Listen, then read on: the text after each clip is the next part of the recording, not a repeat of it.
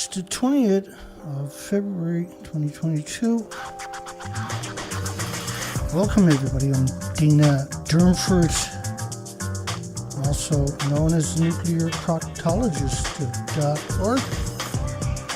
If you want to call in or get in contact with me, you can call 709-589-4406. 24 hours a day, 7 days a week, 365 days a year.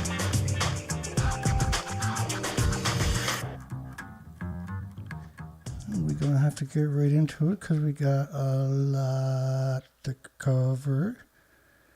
We got a poll up tonight somewhere. Does nuclear industry cover-up Fukushima radioactive fallout constitute crimes against humanity? We already got 5 votes down. That's called panicking. Hope everybody's doing good. Let's get after it. That's not the one we wanted. That was the one I wanted to have up front and center. Yeah. They're supposed to have 1,000 tanks. They had 1,000 tanks 2013, 1,200 tanks 2014, 900 tanks in 2017, and 1,000 in 2022. So 1,000 in 2014 and 1,000 2013 and 1,000 in 2022. They're big tanks. Takes 9 years to fill one of them up, does it? And the whole country is radioactive, and they're so out of control. There is no oversight. Checks and balances. Like the International Atomic Energy Agency is just a subsidiary of the United Nations, hardly an independent, right? They're growing food right alongside of 1-ton bags of radiation that they...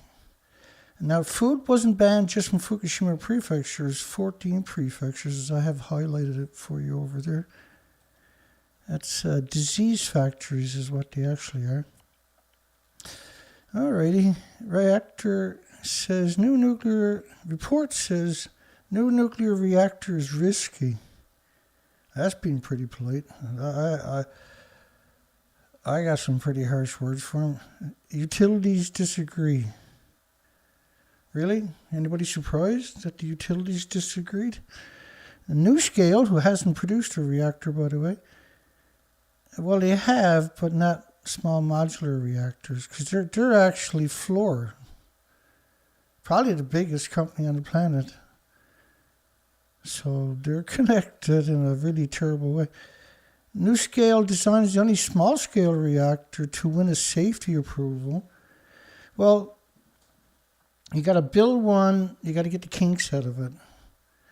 On top of that, that takes a decade or something. Then you got to petition to build another one. It's a very long process, 25, 30-year process before you actually got a working model.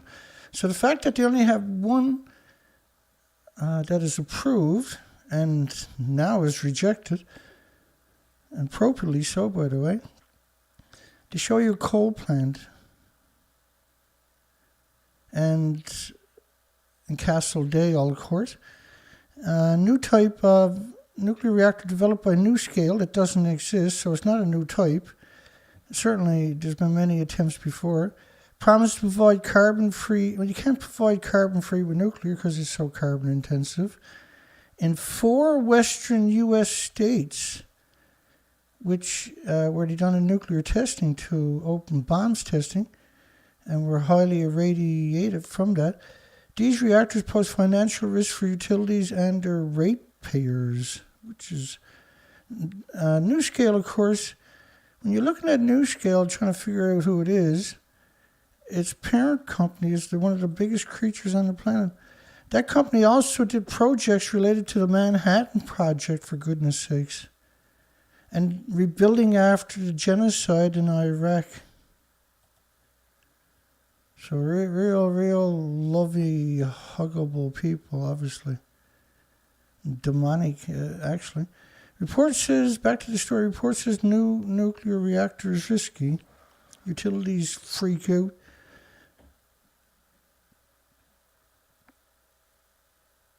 And the agency's poised to issue a rule this summer that would fully certify it. So it's not even certified.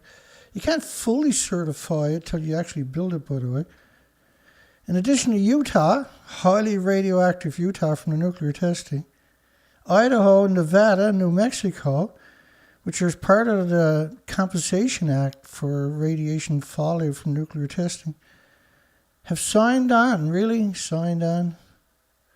to receive power. You're going to buy something you haven't even created yet? Really?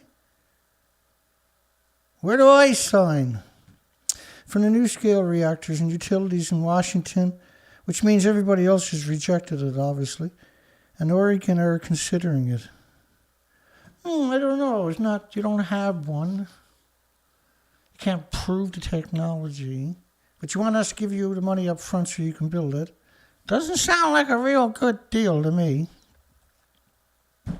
Recent Associated Press survey of the energy policy in all 50 states and the District of Columbia and the backside of the moon found that a strong majority, almost 2/3, say nuclear energy will help take the place of fossil fuel. Because if they don't, then they'll lose their jobs, right?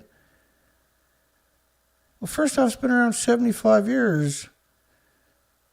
How come it hasn't helped take place of the fossil fuels? And then, of course, renewables like solar and wind and pumped hydro and compressed air storage is not included, unfortunately, for some reason in these debates. But geothermal energy, which is 24 hours a day also, and is actually carbon-free, and tidal energy, which you can predict 3,000 years down the road, and is carbon-free.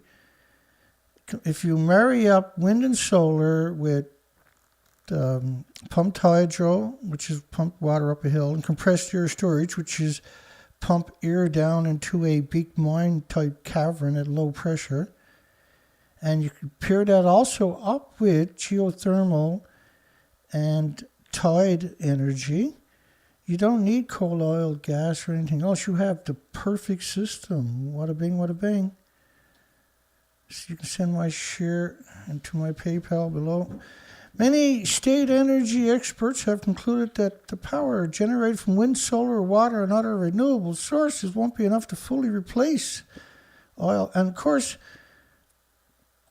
as I just explained to you, right, wind and solar, you can store the energy, not with stupid batteries, because they don't even exist. But you can do like huge cities with compressed air storage married with pumped hydro and geothermal as a backup, of course, and tidal energy. So it's a completely false statement.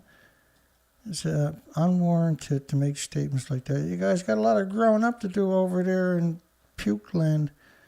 The report from the Institute, Dina, which supports renewable energies. Really? Nobody, you don't? Said it's likely that a NuScale reactor will take longer to build than estimated. It's true, obviously. That the final cost of power will be higher than anticipated. Nuclear ever come in on price? Vogel, the reactors they're currently building in the United States right now, are going to be $30 billion. The original estimate, they said at the most is $14 billion. Like every single reactor, look at Sizewell C down there in UK is the same thing. Or look at France's reactors they're trying to build, the EDF. They're all hideously over budget and hideously behind schedule. But that is the legacy of nuclear. And that's their job. Their job is to lie about everything. In fact, if you ask them, they got a name tag on, you say, is that your name? Like, what? No. No, you have to talk to my PR firm about it first. That the final cost of power would be higher than anticipated and greater than the cost of power from renewable alternatives. That's true. The nuclear industry have been claiming the small modular reactors that don't exist are the wave of the future and are essential in the fight against climate change. Of course, climate change is caused by nuclear. I got a really easy way to walking that one down. So this is a model based on 20 days of Fukushima radioactive fallout. Gas, oil, and coal emissions, by the way, don't create plumes that covers the entire planet. And if you let the model run for another 10, 20 days, the rest of the planet is covered in perpetual radioactive fallout of all the fission products, but particularly curium isotopes and uranium-plutonium fission products. The Energy Department approved a cost-sharing arrangement in 2020 could provide up to $1.4 billion. We pretty well covered every story they're ever going to mention many times over the years. And so $1.4 billion is nothing. Nuclear can't even get the place surveyed and excavated for that kind of money. Webb said that while the authors highlighted construction cost overruns and similar, and the question is, because they've been yelling about this for decades, these small modular reactors, why didn't they build one already? It's always this fabled promise, right? No renewable. We're going to do it. It's like, fission. And it's always 50 years away, but we'll get it. Put your faith into the morons, and you'll get it all right. Cost overruns of some large traditional nuclear plants. They didn't mention the NuScale modulars will be built in a factory because they won't. This is absurd to suggest you're going to build it in a factory, by the way. Truck it and put it on a truck and send it wherever. And not on a site that could be affected by weather delays. It doesn't even exist. You can't go building a bunch of them in a factory because you got to get the kinks out of it. You got to build one that works and hope it don't melt down on you, which is usually what happens with these new things. There was a lot of misinformation. Oh yeah. Webb said. They didn't mention that the NuScale modulars will be built in a factory. Bastards. Both Webb and NuScale said they were not asked for feedback before the report was published. Why do you think they were targeting you? They were talking about small modular reactors. Get over it. We do believe the nuclear power needs to be part of decarbonizing conversation. Well, good for you, but that's simply not true. Nuclear is the most carbon-intensive thing in human history. It releases endless toxins into the environment. It pulses energy at the speed of light. In fact, their energy is so powerful. They're little nuclear engines. They do it every second for millions of years. These little atoms floating around that are ionized with different fission products. They pulse this energy in every direction at 186,000 miles per second. It's like going around the planet 7 times in 1 second. It's madness, right? How much energy are you talking about? And when you have these invisible snowstorms of it covering the planet, they're pulsing and hitting each other and changing direction. It's a known weird thing. It's called a braking effect, a Bremsenlung effect, a German word that I probably butcher. But it's a braking effect where you're traveling at 186,000 miles per second. So you got gamma and alpha, neutrons and gamma's emitters falling out of the sky, and they're pulsing energy. They hit each other and change direction. Creates an X-ray effect also. And it's a nasty one. It sterilizes all the insects in the forest and the bacteria. That's why your forests don't break down and you have vicious forest fires. And by the way, it sequesters in your forests and your plants, and when you have a forest fire, you liberate it back into the environment because you can't destroy it. Oh, to be a... Now, I do these presentations at the same time each night. I know, I can't remember, somebody was asking me what time do I do, but it's a different time wherever you do, right? License renewed from Blind River Nuclear Fuel Facility. This is Camco, of course, they're the biggest in the world.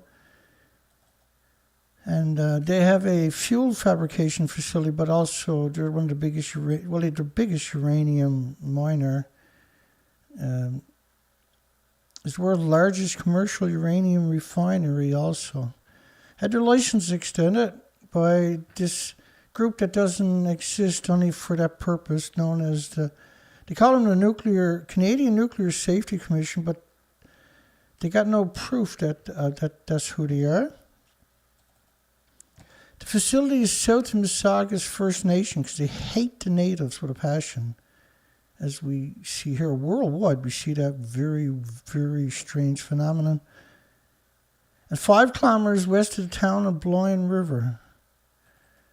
And they usually buy all kinds of weird stuff in these communities, donate all kinds of money to keep them divided, right? The renewed license is valid until 2032. And the commission decision followed a virtual public hearing last November. When Fukushima reactors, multiple reactors and fuel pools melted down, the Canadian government invested the Canadian pensions in uranium. Unbelievable. So they stole unbelievable amount of Canadians' pensions. The renewed license is a farce as usual. The commission decision follows a virtual public hearing that nobody heard about. I cover this all the time. I would have got in on that. The commission concluded Camco was qualified to carry out the refining activities. Absolutely, they're 100% qualified. But if you look at how much pollution they make and that there's no checks and balances, it doesn't matter that they're qualified if there's no checks and balances. If there's no incentive not to be evil, guess what companies like this will go ahead and do? They'll be evil. It also concluded Camco will make an adequate provision for the protection of the environment. I blew up laughing when I read that, and almost again that time. And the health and safety of persons. My God. So absurd. What an absurd statement. The Blind River Refinery opened in 1983. It's the world's largest genocide machine. And the facility refines uranium concentrates known as yellowcake. And so it's a double indemnity what they do here. Because the stuff that goes through the fuel process to make the actual fuel rods and is left over is called yellowcake.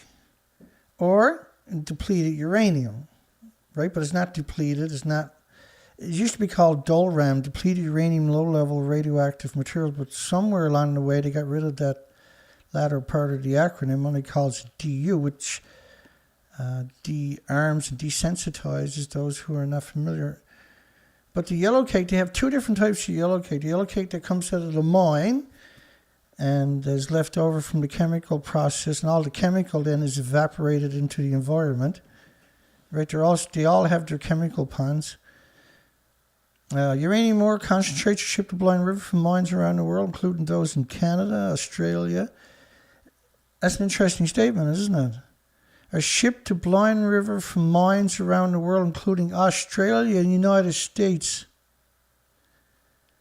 Wow. Can you imagine how much toxin is actually coming out of that place? Unbelievable, yeah? The UO3 is then shipped to Port Hope Conversion Facility, which is in a community in a neighborhood with a couple of schools close by.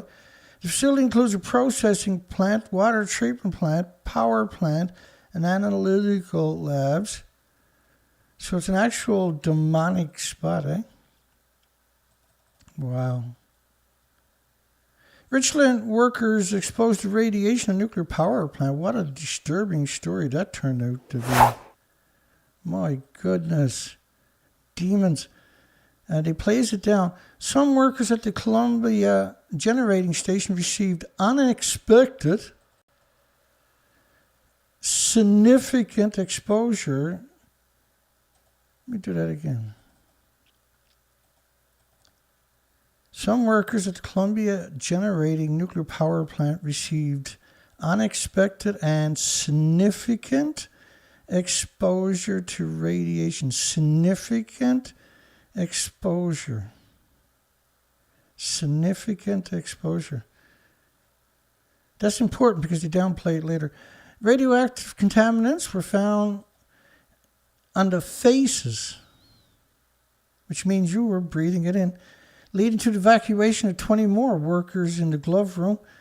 One pipe fitter was found to have an internal dose of 961 millirims. Why are they using millirims for? They only use the millirims and microrims is for the cover-ups. Because it should be millisieverts, microsieverts. They stopped using millirims about 20 years ago. And the second had an internal dose of 711 millirims. Well, when you're breathing it in, like millirims is for, like, say this was fuel rod and the rate it pulsing energy and you were 30 feet away. That's millirims. When it's landing on your face and you breathe it in, as they're talking about there, that's no longer millirims.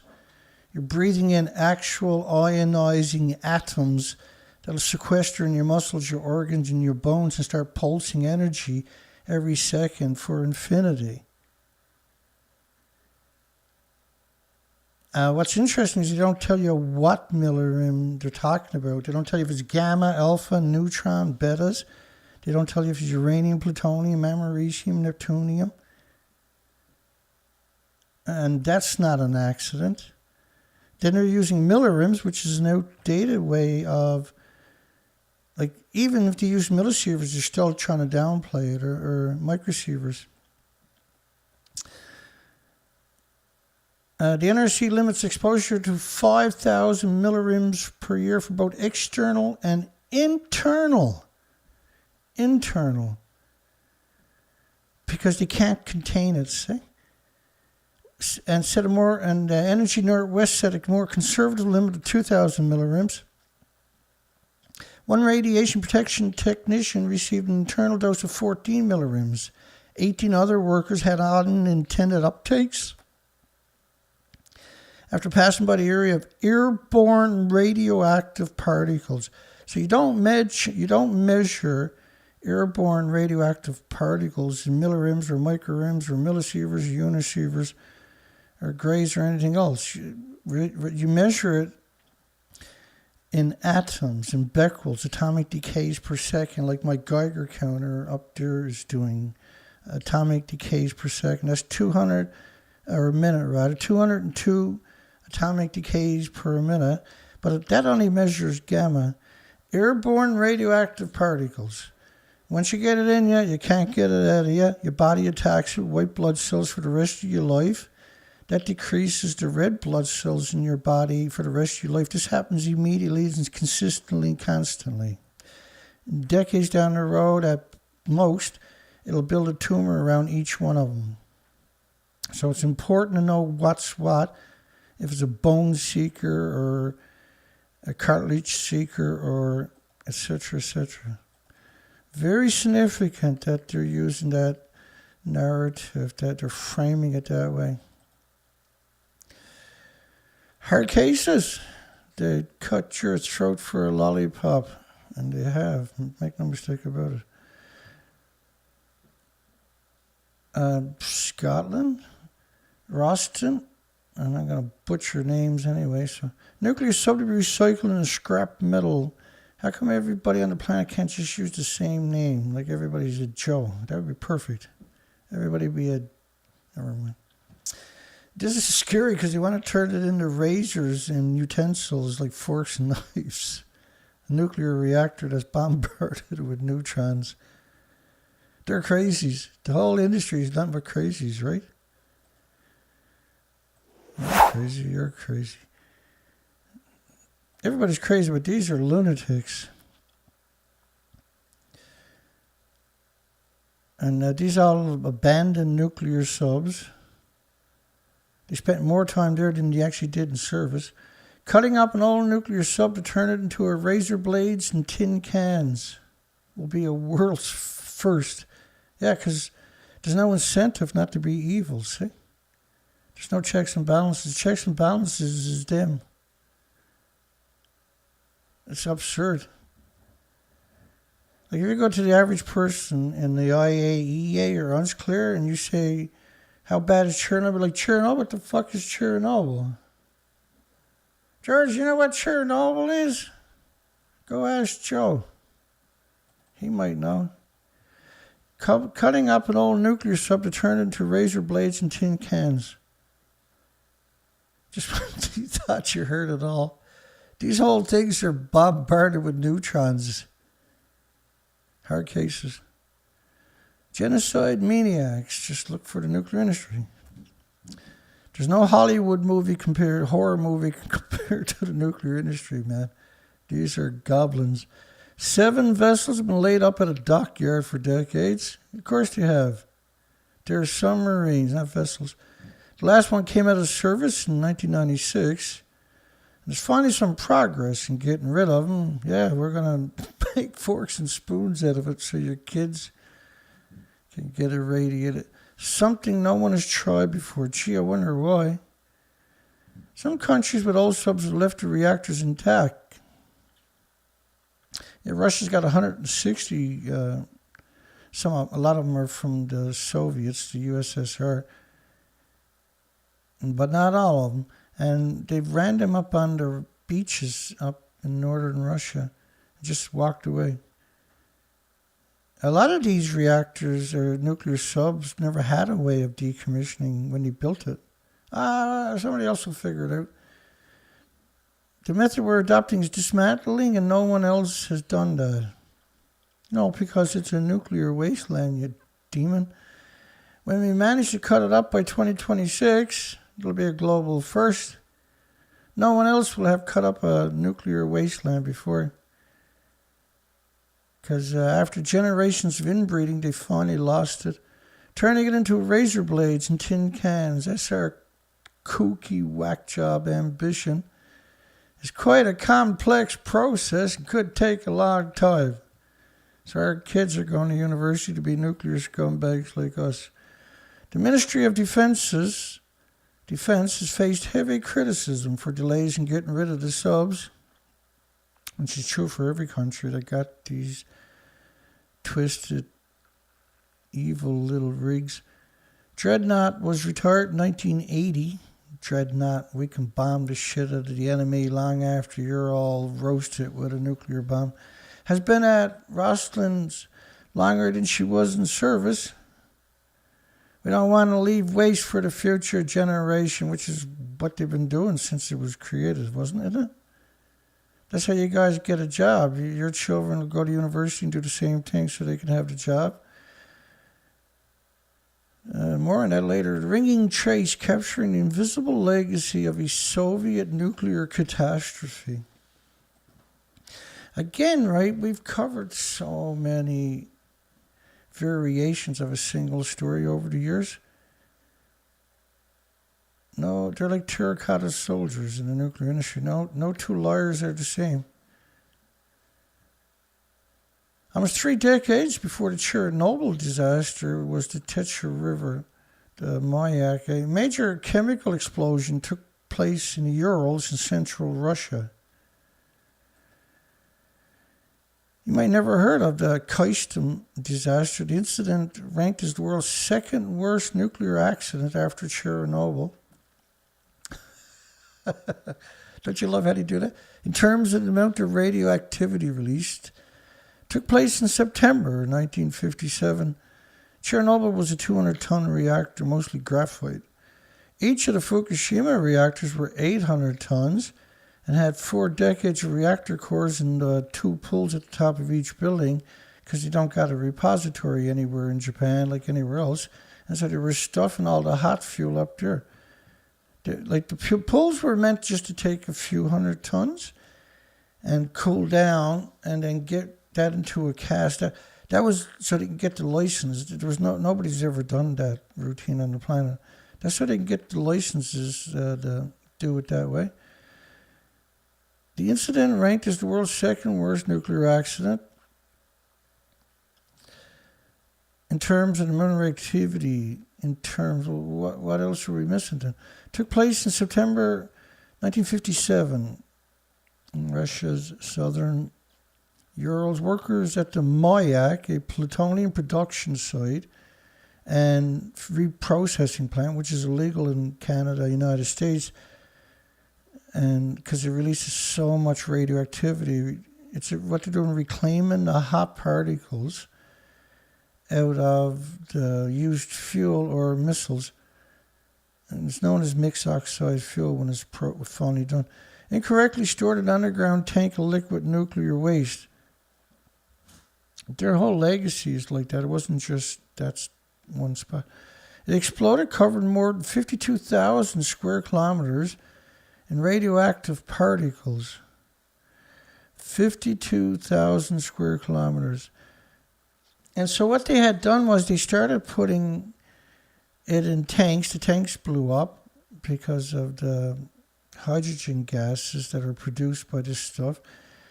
They also brought it on top of a mountain which had it only had rain from moisture because at the top of the mountains and from rainfall. And they had a drought in the not artificial, but the pond at the top of the mountain that was fed by rainwater only dried out, and then they had contaminated another 1,000 square miles. And so who knows, because it didn't stop there. Hard cases.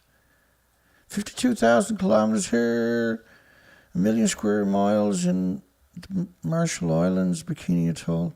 The action was deliberately silenced by the authorities, as usual, so as not to cast a shadow on the ambitious Soviet atomic program. Well, some villages were evacuated. Many of the country's brightest engineers, emergency liquidators, which are the sacrificial lambs, just to call them liquidators is because they're going to be liquidated. There's no accident that they call them liquidators. As well as civilians living miles away were practically sacrificed so the twisted nuclear industry could achieve nuclear parity with the crazies of the United States. Other consequences of events such as water pollution remain today. Perhaps more troubling, however, is the unsettling secret that still lingers around the event. Yeah, still not declassified. And the entire Tetra River was destroyed. People still live there today. In 2007, 50 years after the Kyshtym, we usually do a presentation on their anniversary each year. First-hand records from those who saw the disaster unfold was made public. We cover any stories that they put out, but it's not a lot. So this is important stuff. Most files related to the Soviet atomic program remain classified. And so they were doing an art exhibition there. A small group of engineers were given the task of increasing radioactive isotope activities from 10 millicuries to 1 curie. See, and so earlier we were talking about a story with millirims, right? Again, the millicurie is long outdated, right? They're talking about, normally a curie is 78 billion atoms times, say, 40, depending on the gamma, neutron, beta, alpha. It's typically averages out to 78 billion times 78 atoms per gram of ionizing atoms. So it's a shocking, incredible amount of atoms we're talking about. And some of these depictions it's usually prisoners that they were using down there, disposable, and they would die, they just throw them in a river. Once plutonium production began, however, engineers quickly ran out of underground space to store the high-level radioactive waste. Between 1949 and 1951, millions of cubic meters of toxic chemicals were dumped into the Techa River. The main source of water was like 25,000 people is simply not true. You're talking about hundreds and hundreds of thousands living in villages along its banks. And a lot of those communities were abandoned that they don't acknowledge here. The villages would continue using the water, which is true going on today, for cooking and farming for years. Still goes on today. And so this art installation down there, trying to raise attention, is a very brave thing to be doing, because that place is still highly secretive. In 1957, a storage tank, which I was alluding to earlier, holding the radioactive waste exploded, because the gases, the noble gases, starts displacing the oxygen, and then the hydrogen gases displaces the oxygen. And then if oxygen or water is introduced, it detonates. Real friendly stuff, right? So it has to be vented, which is why typically these places are surrounded by farms. I was also struck by the memories, because that's how twisted they actually are. I was also struck by the memories of villagers who saw their livestock and pets liquidated after the disaster. In an attempt to contain the spread of radiation, residents' private belongings were destroyed. Their animals were slaughtered. And in an interview, a former local resident said that the livestock were shot right in front of the crowd. The blood was everywhere. Injured animals kept moving in the pit, half-headed. Women and children cried. And a rumor circulated that people would be next, causing panic. And unable to see the animals suffer, we asked the officers to let us kill our livestock ourselves. And finally they agreed. I think everybody was traumatized, the officers included. They'd taken orders, right? Still see his cow dying in his nightmare. And his daughter also died a few days after the explosions, after suffering from bloody diarrhea. She was only 10 months old. Heartbreaking. So there's these buildings there where they hung art on the wall, and it was an art exhibition not just a few miles away. That's crazy stuff. Pretty amazing. That takes guts. And guts is enough sometimes. I would love to go there, but I'm too scared to go in places like that. In fact, I'm literally terrified of it. I'd claw your eyes out if you tried to drag me in there. Like, no, I'm not going. I still wouldn't be as crazy as if you try to bring a nuclear scientist there, they literally would pull the ears off the side of your head trying to get away. Heartbreaking, eh? Committee kills a builder would have established a feasibility study on nuclear energy, $1 million study, which is a very rare one. Normally they get whatever they want. If you want all the firstborn children of every family in the community, they'll get it. A legislative committee killed a Republican-backed bill on Thursday that sought to establish a feasibility study on nuclear energy operations in Colorado. And Colorado, of course, had got heavily contaminated from the nuclear testing days. And the study was to study using small modular nuclear reactors as a carbon-free energy source that would contribute to the state's goal of reducing carbon emissions. The reactors that don't exist, technology that got to be developed and is decades away, but they won't take that same idea and come up with wind storage and compressed air storage and pumped hydro storage or geothermal or tidal energies or wind and solar. No, we're not going to develop that, because that'll put us the nuclear industry out of business, Dana. So they're not genuine, are they? As other states began lifting the moratoriums, like West Virginia, which is just recently, by the way, are actually initiating small reactor projects such as Wyoming, Colorado is left behind. Well, first, nobody's left behind because they don't even exist. One of the bill's sponsors, climate change may be real, but the Democrats' concern about it is as fake as it can be, which is exactly what they're doing, right? Well, why won't you let us have the small modular reactors for? You can build them in a factory. They're safe and clean and cheap and it's practically free. This is what they're saying. Really? So where are they? Well, they're not developed yet. Well, how long have you been trying? 5 or 6 decades. When are you going to give them? We'll get it when we get it. Just give us our money. We're the nuclear industry. We got people in powerful positions, which is they control all the universities. They own all the medias. Democrats take a big game on cutting carbon emissions, ranking at it. But when solutions present themselves, solutions. A reactor that doesn't exist, hasn't even gone through the experimental stages, is the solution, is it? You kooky weirdo. Such as investigating nuclear energy, they failed to take even the first step forward, which is the right thing, right? Legislation was backed by groups such as the nuclear industry itself, the Nuclear Innovation Alliance, which is a public relation firm.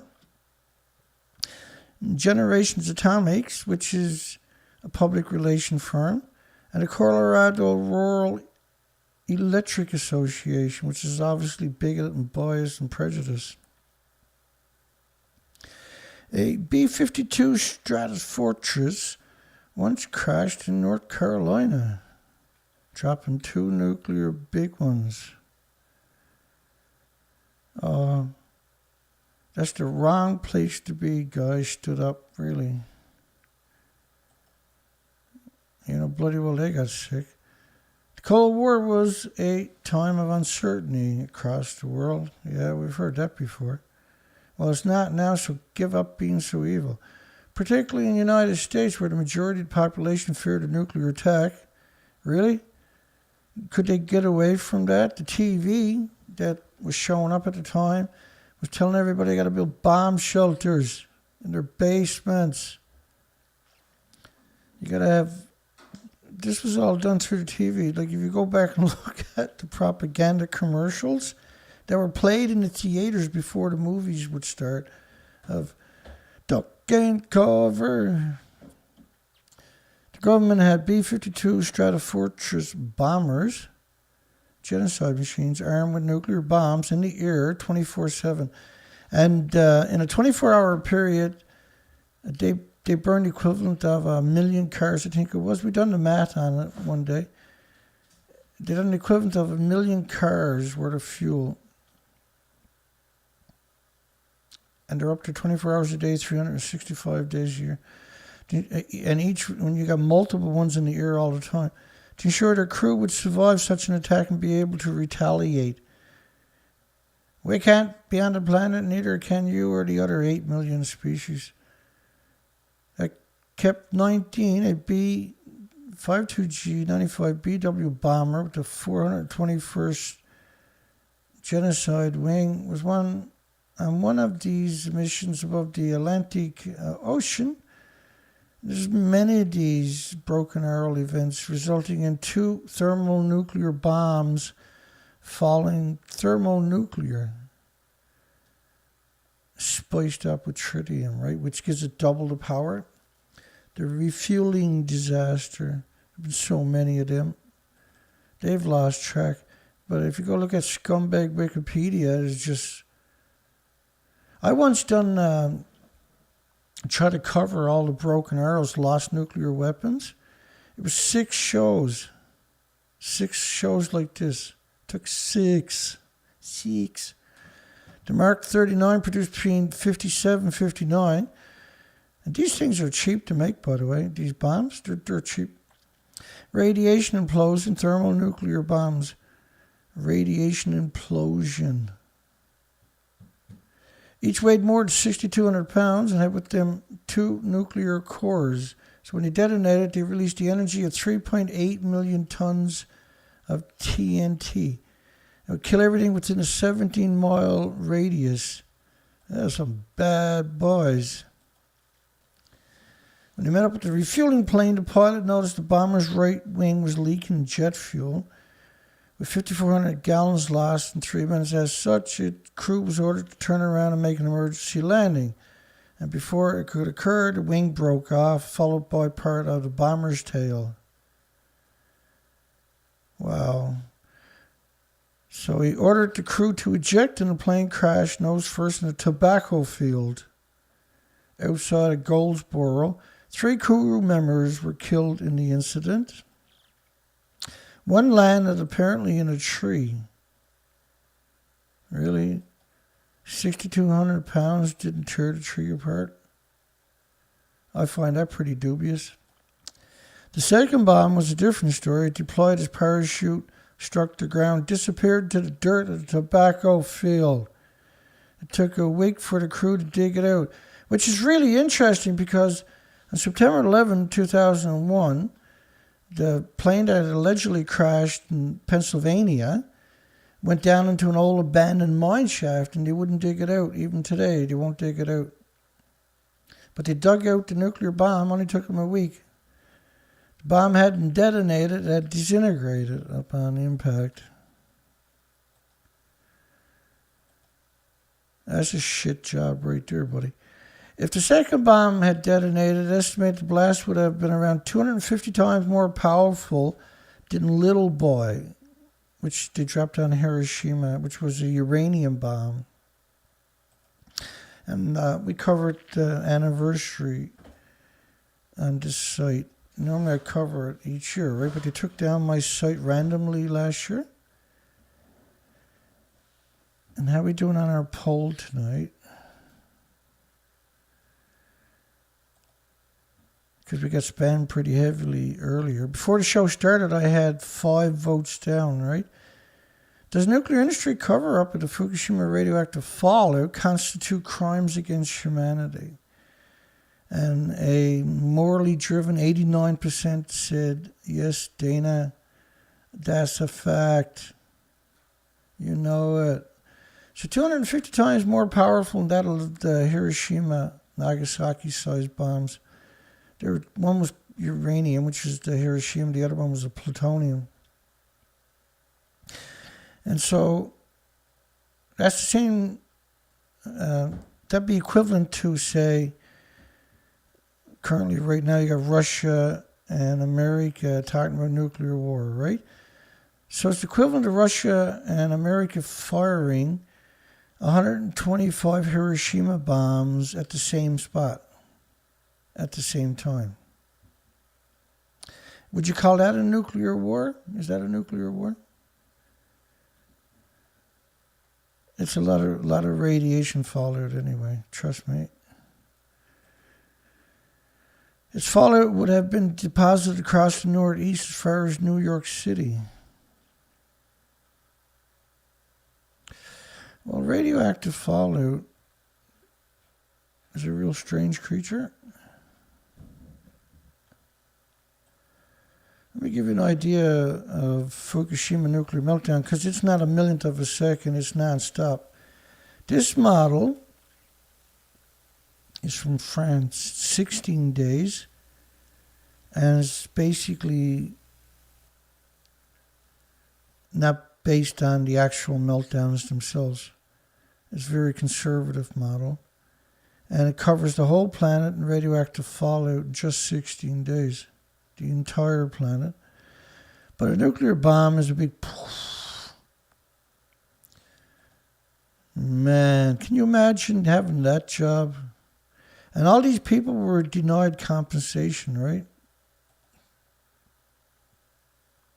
Another declassified memo, this time for the Defense Secretary Robert McNamara, who said about Vietnam that there was no attack on the Gulf of Tonkin. The only thing anybody would have been shooting at probably would have been a whale There was no gunfight on the harbour in the Gulf of Tonkin for the Vietnam War. That Robert McNamara. What happened to the crash site? According to the reports, the field where the B-52 crashed is safe enough to farm. Why not? They got almost all power plants are surrounded by farms. And there's no way it's safe enough. However, to ensure nothing is ever built on this site, the U.S. military purchased a 400-foot easement. But it's okay to farm in a nuclear wasteland. Well, if you can't build on it, you shouldn't be farming on it, right? EU's controversial labeling, gas, nuclear energy is green, promise of backlash. Obviously not enough.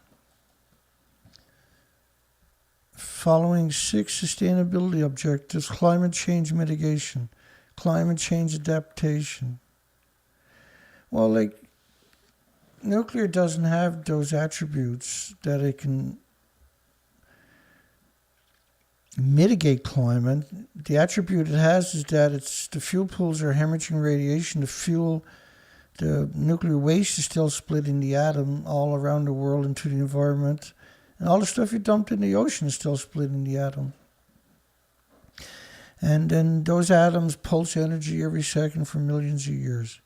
Gas, oil, and coal, emissions don't have those attributes. Sustainable use and protection of water and marine resources. Well, if you go to my site, thenuclearproctologist.org, and you look at the research expeditions we've done over the last 10 years because of Fukushima, you find out that's a fable, and it's an actual extinction event from Fukushima's radioactive fallout. That's an extinction event. The evidence is up at my website. The UK endures a deadly record-setting windstorm. 196 kilometers an hour is 125 miles per hour. So it would have been gusting 150 to 175 miles per hour. Yep.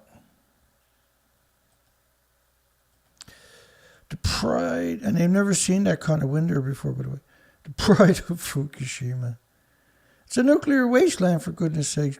Get with the program. And then it's not just Fukushima, it's 14 prefectures that are radioactive. 55 countries wouldn't buy the food from it, and rightfully so. But the industry's it's crazy. Ever since the Great East Japan earthquake 10 years ago, the fear of nuclear contamination has had an adverse effect on the nation's agricultural and food sectors. And food sectors, wait for it. I knew I forgot something. Where there. Just give me a second.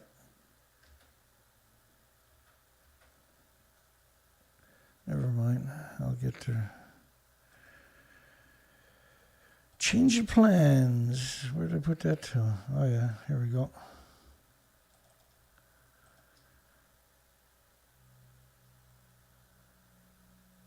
It's only crazy if you're crazy. That's what they say, right?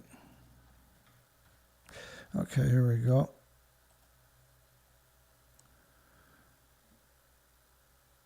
Fear of contamination. Well, first off, why are you growing food right alongside of 1-ton bags of radiation?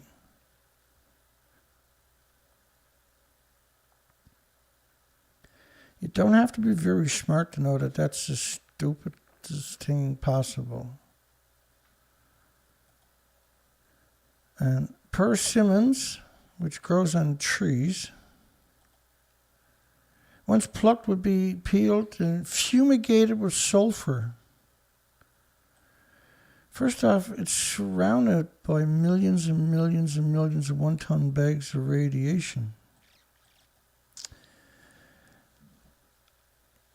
Slaughtering the government's support. She says the resumption of exports will go a long way to promote the fruit and Japanese heritage. Why would you eat food from a country where you got to drive past millions of bags to pick the food?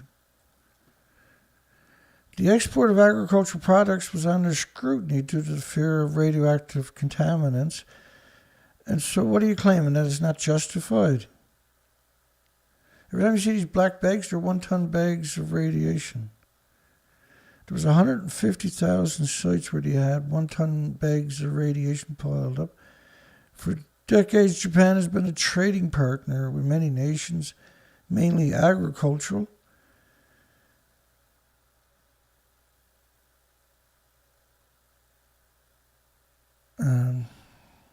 This deemed it necessary to preserve the reputation. This deemed it necessary to preserve the reputation.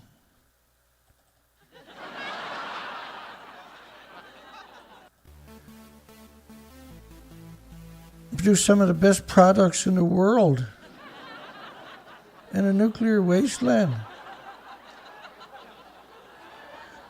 Japan attracted global attention in 2013 with the International Olympic Committee. And the International Olympic Committee is overseen by United Nations, which is 193 militaries. And if you don't believe that, then go look up what their first order was. They invaded North Korea, where there's 3 million dead, 10 million mortally wounded, and they napalmed and burnt to the ground every house in every community in the entire country. That's United Nations. It was then when the traditional dietary cultures of Japan grabbed the attention in order to analyze the radioactive environmental contamination, non-destructive testing. Because in order to check the food for radiation, you're supposed to dry it out, ash it, which is burning it, and then sniffing the ashes for the isotopes now that are airborne. That's how you would check it out. And so when they say non-destructive testing, they mean non-testing. We set up for Fukushima to roll out the safety checks on food. That was in 2013, by the way. They start first doing it. Fukushima Prefecture, this is before they picked up any bags, for goodness sakes. Fukushima Prefecture conducts repeated inspections on all food products produced in the prefecture in each stage of production in order to ensure their safety. Yeah, we're checking the food to make sure everything is safe. That's what we do. Yeah, baby.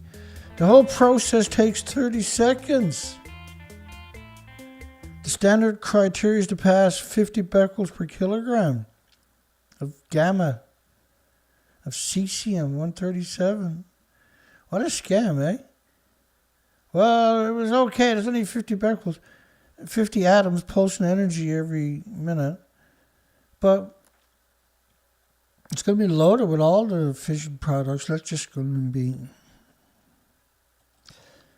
We conduct 100% non-destructive. Now, of course, if you eat 50 becquerels a kilogram regularly, your bioaccumulate huge numbers and then you die.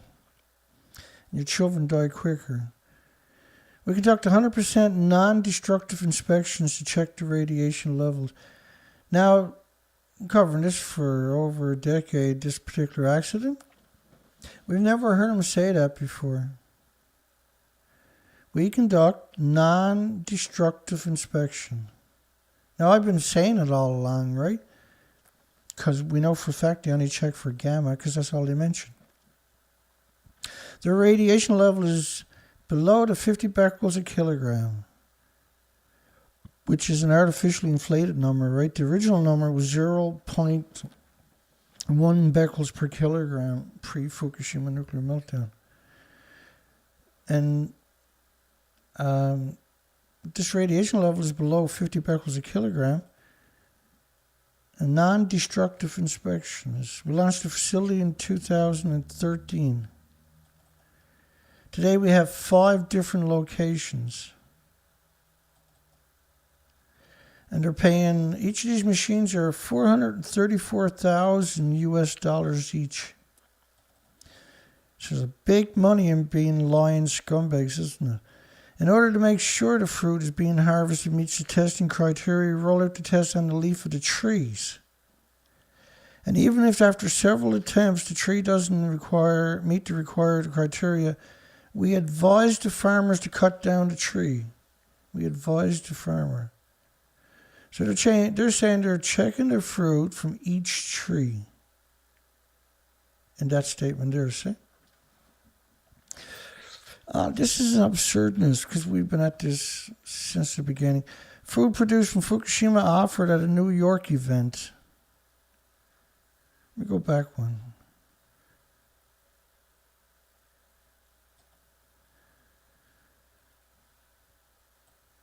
Now, this is pictures from the local media. And they were complaining that people were stigmatizing the farmer, claiming that his food is not radioactive. And they called this radioactive bags across the road. And everything is like, you can't contain this stuff.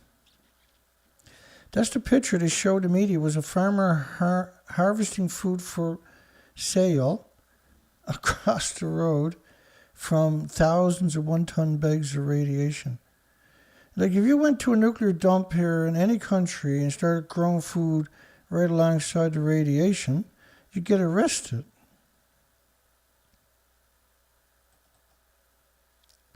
Food products from Fukushima offered at a New York event because the Fox and CNN, everybody, ABC, CBS, didn't report in September last year that America had dropped, the FDA had dropped all restrictions just right out of the blue with no debate, no conversations, and no American, Canadian media reported on it, had dropped all restrictions. And so they piggybacked in on this. An event to promote the Japanese food been held in New York City yesterday, following the recent lifting of U.S. import restrictions on food products from Fukushima and 13 other prefectures in Japan. 13 other prefectures in Japan. Hang on.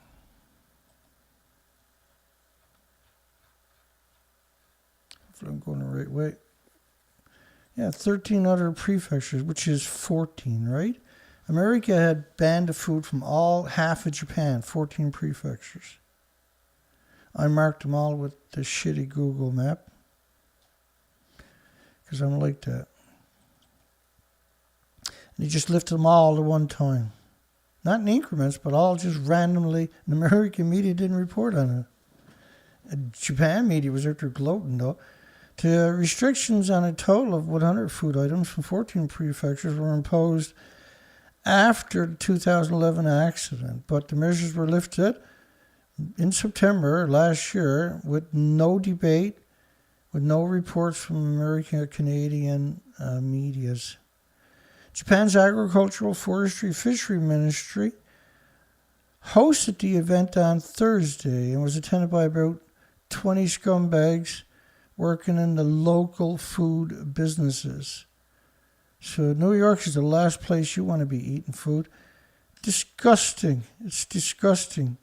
Speaking of disgusting, Uchibori, a video message in English, Fukushima governor, who does speak a little tiny bit of English, but it's rude, is what he does, expresses his sincere appreciation, which is, like, he spent the first 72 hours after Fukushima started showing signs of problems after the tsunami. He spent the next 72 hours on TV giving interviews that there is no meltdown. No, don't believe. No meltdown. To everyone from both countries made efforts for the abolition of the measures. Yuchi Bori, who was a mass murderer on a Pol Pot scale, vows to work hard to provide delicious food that will make the U.S. consumers smile. I know. Every time I eat a food I like, I smile for sure. Wow, that was so good. No, it's not really like that. Guest enjoys boxed lunches made from the ingredients from Fukushima, which is what now they're suggesting, right? Because we covered this now over the last week or so since it showed up. Was they want to bring in boxed lunches for school children in America. They want that market. It's double, triple vaccine, give them Fukushima food. That'll get rid of the little bastards. Including sushi and beef. Japan's sake was also... They didn't have to go very far to get the sake because the Fukushima prefecture, a couple of years ago, Fukushima government, from the Fukushima prefecture, the government of Fukushima, opened a sake shop in New York City dedicated to just Fukushima sakes. Because nobody would buy the rice because it's so radioactive. Except for Canada. Canada dropped all restrictions after 93 days after the tsunami touched down. Kind of like, yeah, bring it all in, man. We don't care. Screw Canada, that's what they said. And they did. Now everybody in Canada has got cancer or 1,800 illnesses associated with the radiation. A woman who runs a Japanese restaurant said the lifting of the ban made it possible to use authentic ingredients from nuclear wasteland. She added she may add the radioactive dishes she had just tasted to her restaurant's menu. IAEA inspectors visit the Fukushima nuclear power plant for safety evaluations. This is absurdness. These are crazies, eh? Let me see if I can find it right quick.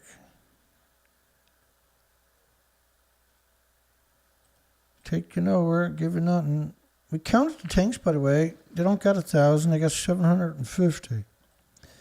And they had 1,300, or 1,000 in 2013, 1,200 in 2014, 900 in 2017,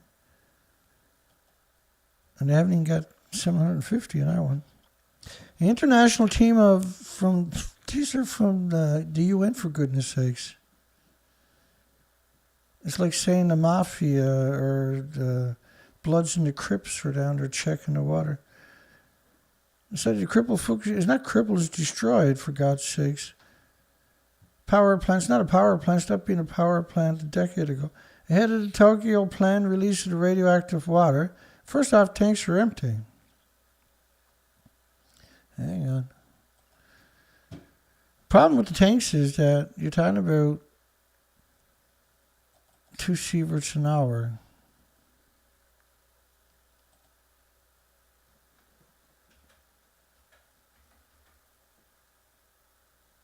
Talking about 2 sieverts an hour. All they do is lie, and we got the follow from it. There we go, the tanks. It's a really strange one, actually.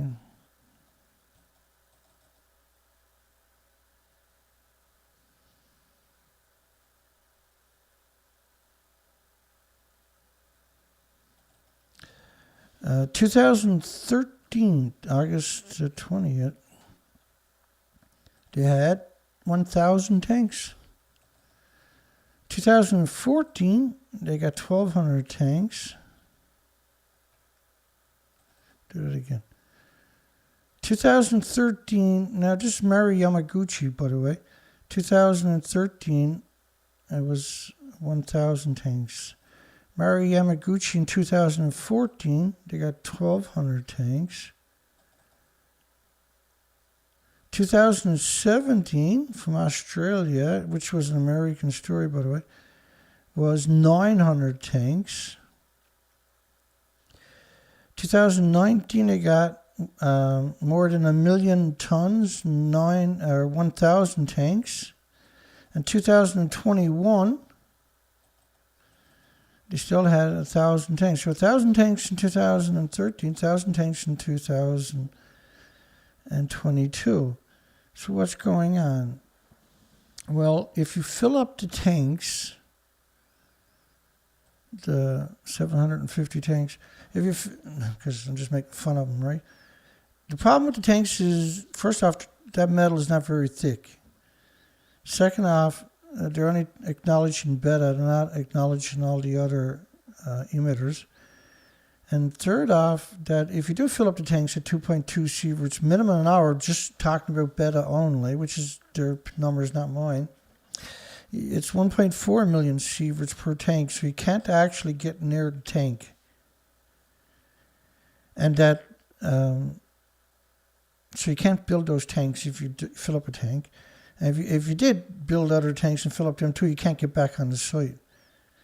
And if you try to run this through a filter, which they did with the Riva, which was France's, and the Alps, which you don't see that anywhere else on the planet for some reason, do you? The reason being is because it didn't work and it can't work, because once you put that into the filter is so radioactive you can't get near it again.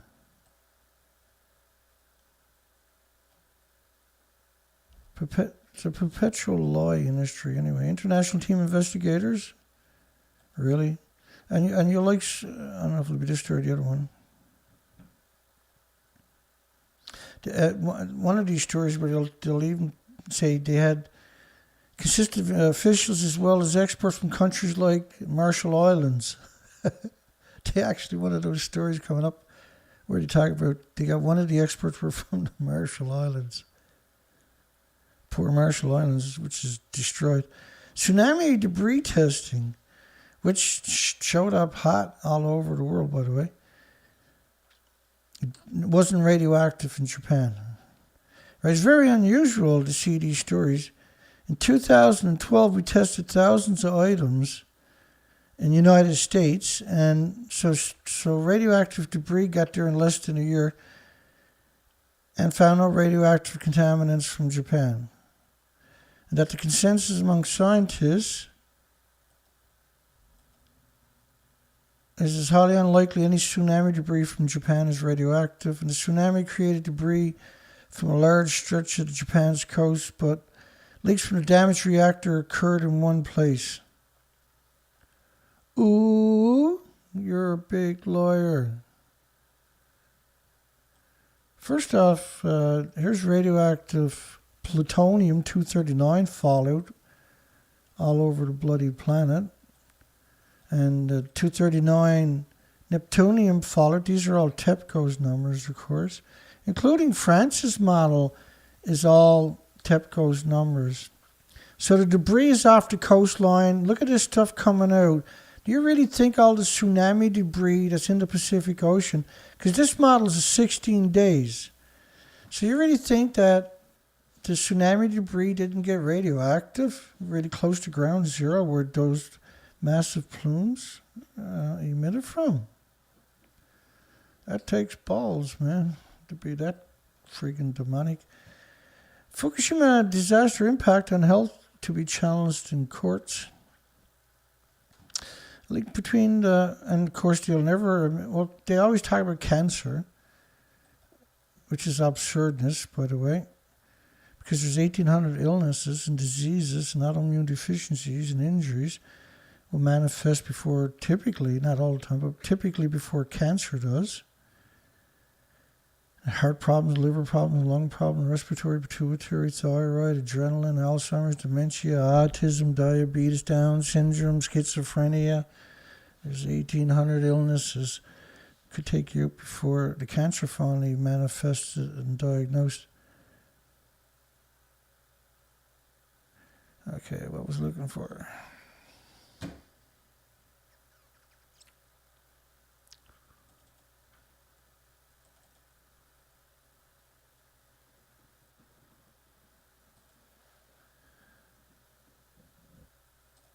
I got no idea what I just...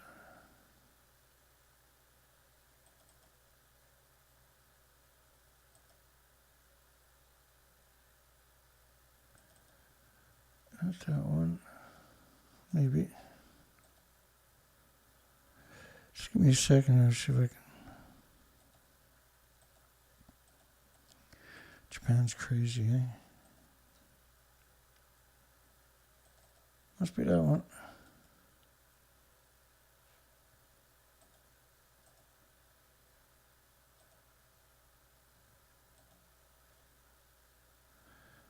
I don't know when I get done with it. Oh, yeah, now I remember. Yeah, it's pretty crazy.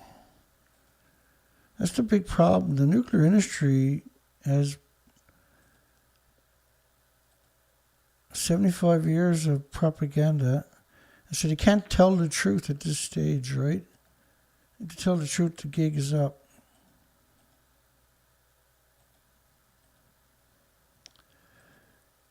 Hang on.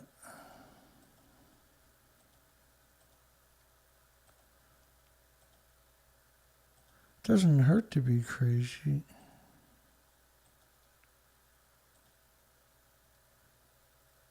Yeah, I got no idea what I done with it.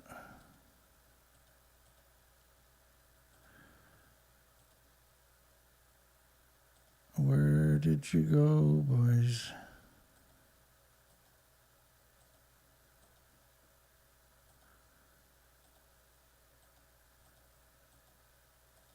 Because normally I'm really good at finding stuff, right? Make a lawyer out of me, damn it. Oh. Well, after Chernobyl, 3 million babies, children. There it is. So another study showed in 2012 that 35.8% Fukushima children had tumors on the thyroids. And score. In 2012, there was an excess 865,000 cancers across Japan compared to any other year, an abnormality in excess. The cancer is typically the last one to show up on top of that. Almost 11 years have passed since the Fukushima nuclear power plant catastrophe, and even as Fukushima Prefecture gets ready to launch a new revitalization slogan, making Fukushima's reconstruction a reality one step at a time, and still struggling to overcome the lingering after effects of the accident. They're not talking about what I showed you, they're talking about so-called rumors, right? Earlier this month, a group of 6 men and women diagnosed with thyroid cancer. Well, what normally happens is your thyroid will uptake gamma. It'll take uptake beta too, but mostly gamma, like cesium and iodines, and turn them into radioactive hormones. That's what it does, right? It takes potassium and stuff and turns it into radio and the hormones. In this case, it takes cesium, fission products. Many types of fission products will end up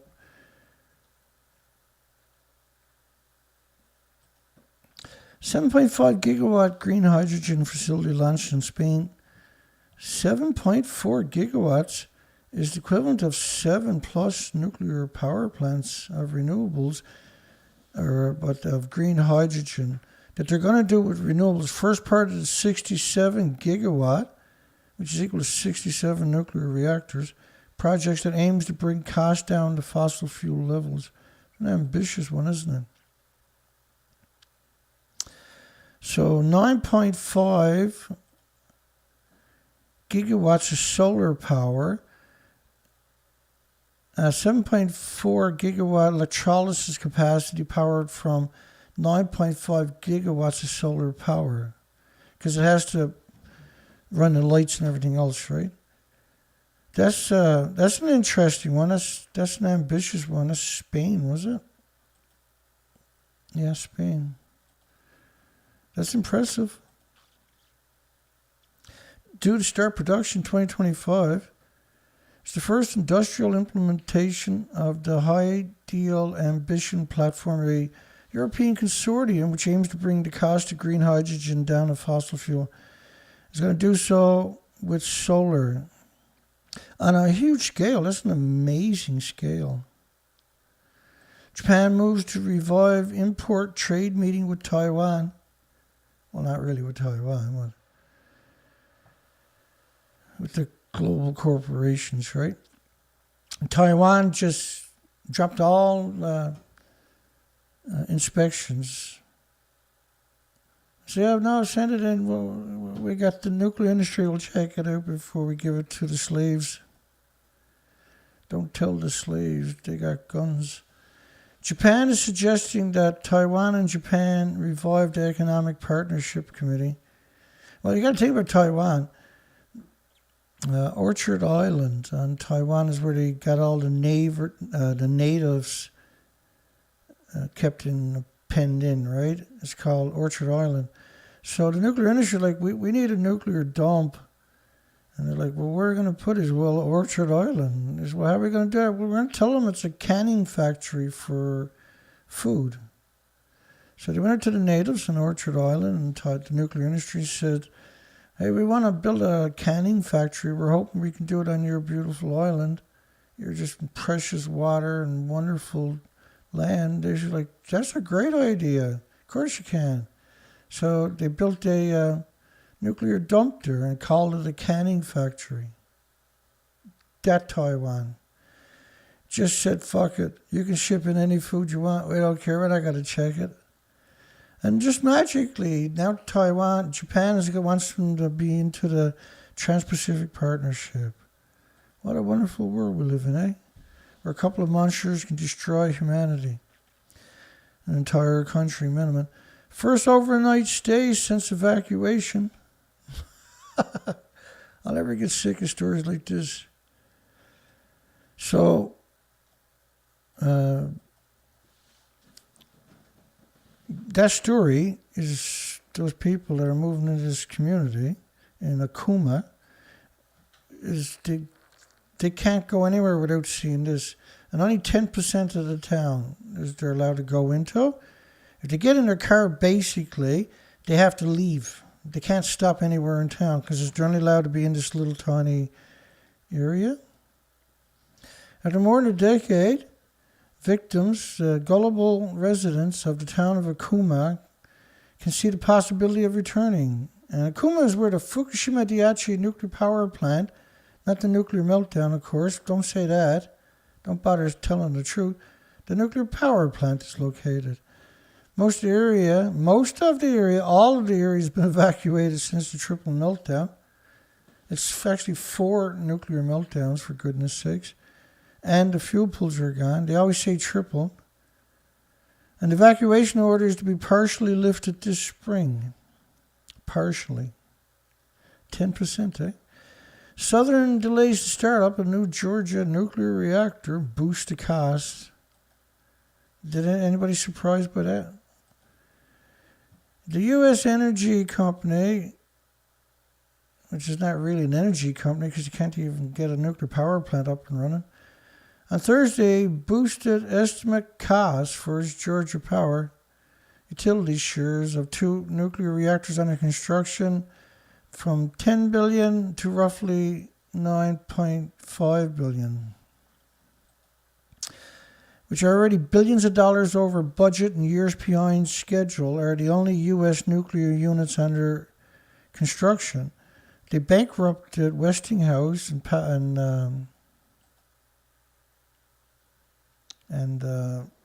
what do you call it? When Georgia approved the Volt expansion in 2009, the reactors are expected to cost $14 billion and enter service in 2016. And analysts estimated total costs have ballooned to $27 billion. It's actually $30 billion, right? We got another story coming up about that. Shame! 5 ex-prime ministers frustrate Fukushima recovery with rumors. Terrible rumors, Dana. They say there's nuclear waste everywhere, Dana. Lawyers. You lawyers, there's not nuclear waste everywhere. They're in bags. They only picked up 3%, right? I love these pictures, right? Where everybody's just walking in circles, get their picture taken. And they're standing on steel plates, yeah? They're probably photoshopped on top of that. What the hell is Buddy doing to our... look how... Let me get in here. Now I got to get out of here. See this guy here? Look where his feet are side by side. And I'll get out of the way. But this feet is tilted. Just get a load of that. His foot is tilted. See that? He's not walking. It's the strangest thing imaginable. That's Photoshop, eh? Who knows why, but that's Photoshop. Shame. By telling the European Commission, what happened was the 5 ex-prime ministers contacted the EU and said, for goodness sakes, don't make nuclear green. The crazies will jump all over it and destroy our beautiful planet. Claimed that the radiation is causing harm to the children in Fukushima prefecture. And they promulgated discrimination and prejudice. Being honest is now a crime in Japan, so welcome to the wacko world that we now live in. Hang on. Hang on, baby.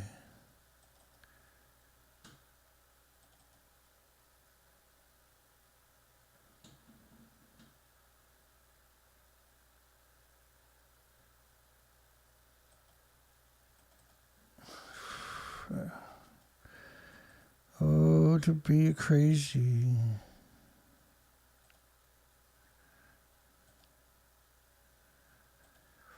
Whoa. Let me keep going here.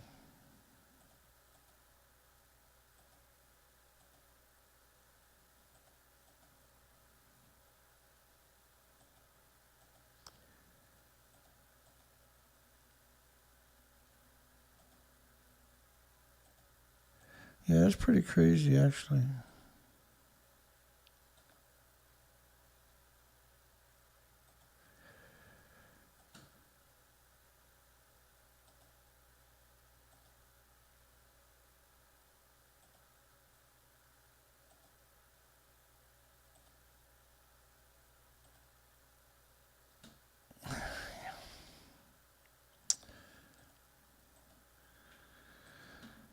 Yeah. People held up to 85,000 becquerels, which is atomic decays, not microsieverts, not millisieverts, not millirims, not millicuries,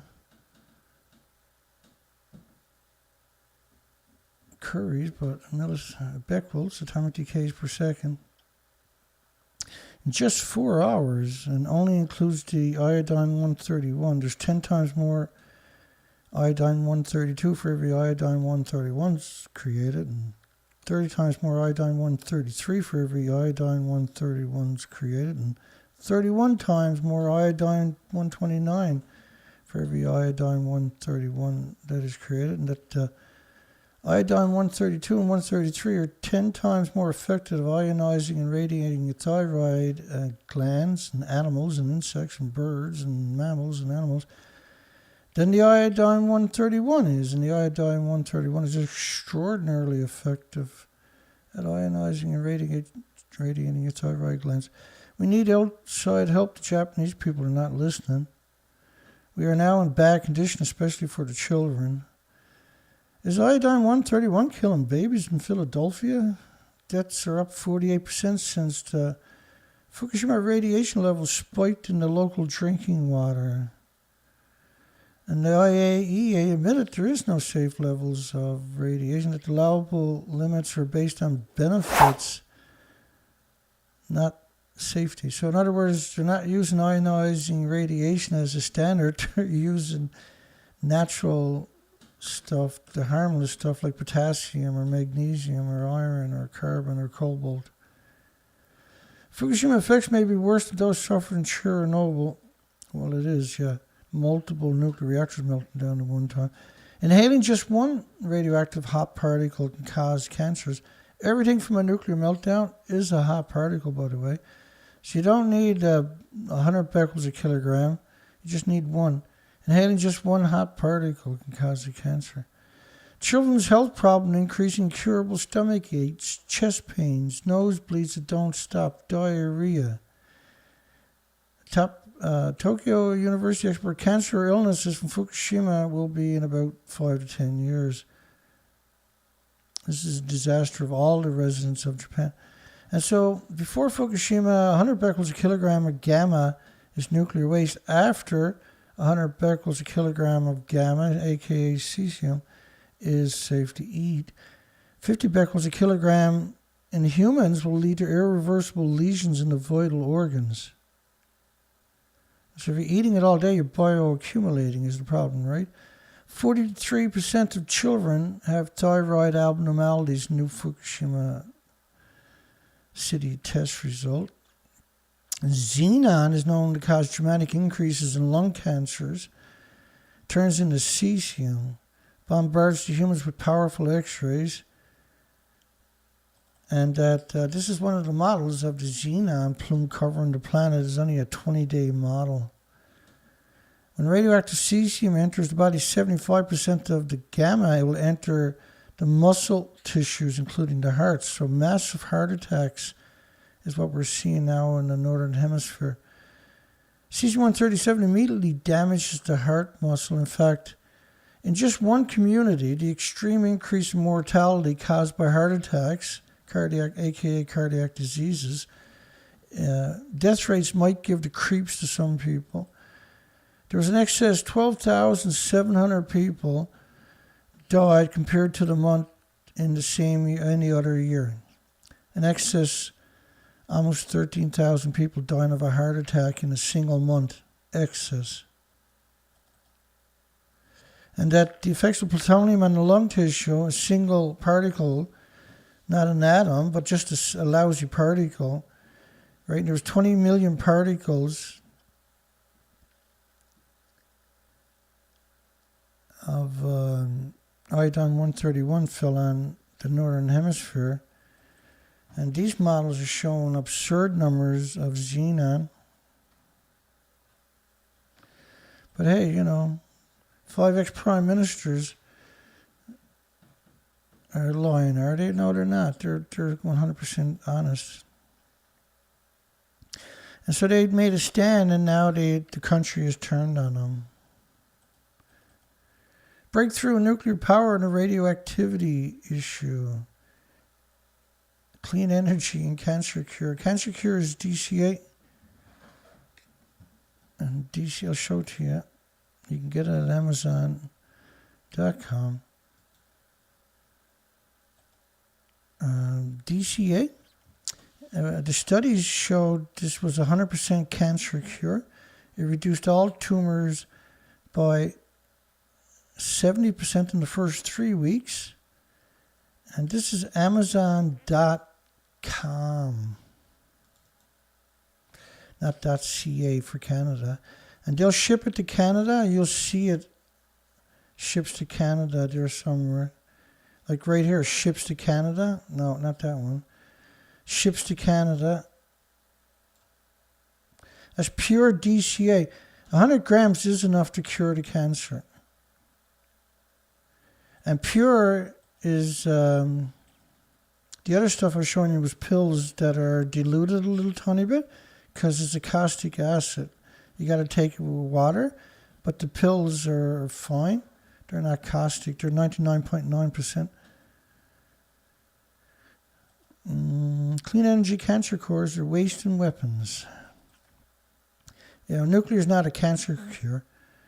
When I went to see Sellafield's nuclear decommissioning some years ago, I was fascinated. And I made a little nervous to see the toxic legacy. And the rush to the nuclear, thorny problem of what to do with the nuclear waste that would remain potentially dangerous for another generation or more. For another generation or more. Try not to lie too much in this article, buddy. Climate change, oh, of course, one of those guys. Yet, it's a force of nature that can be used for good, too. And we look at the latest uses from archaeology to research into new medical treatments for cancer. Whatever you do, don't let them stick radiation into you or your loved ones, for goodness sakes. Well, because you don't have a nuclear repository, nuclear dump, you or your loved ones are the nuclear dump if they can get away with it. Abu Dhabi says studying next generation nuclear to make hydrogen. They went on board heavy recently into the nuclear industry, I noticed. Small modular reactors, next generation of nuclear, stupid. The United Kingdom, of course. Is anybody surprised? In addition to projects such as Sizewell C. Ooh, we said Sizewell.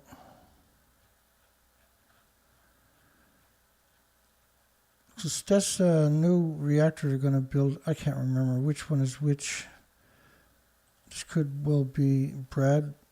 I think that's Sizewell. Notice it's going to, whatever it is in the United Kingdom, it's going to be surrounded by farms.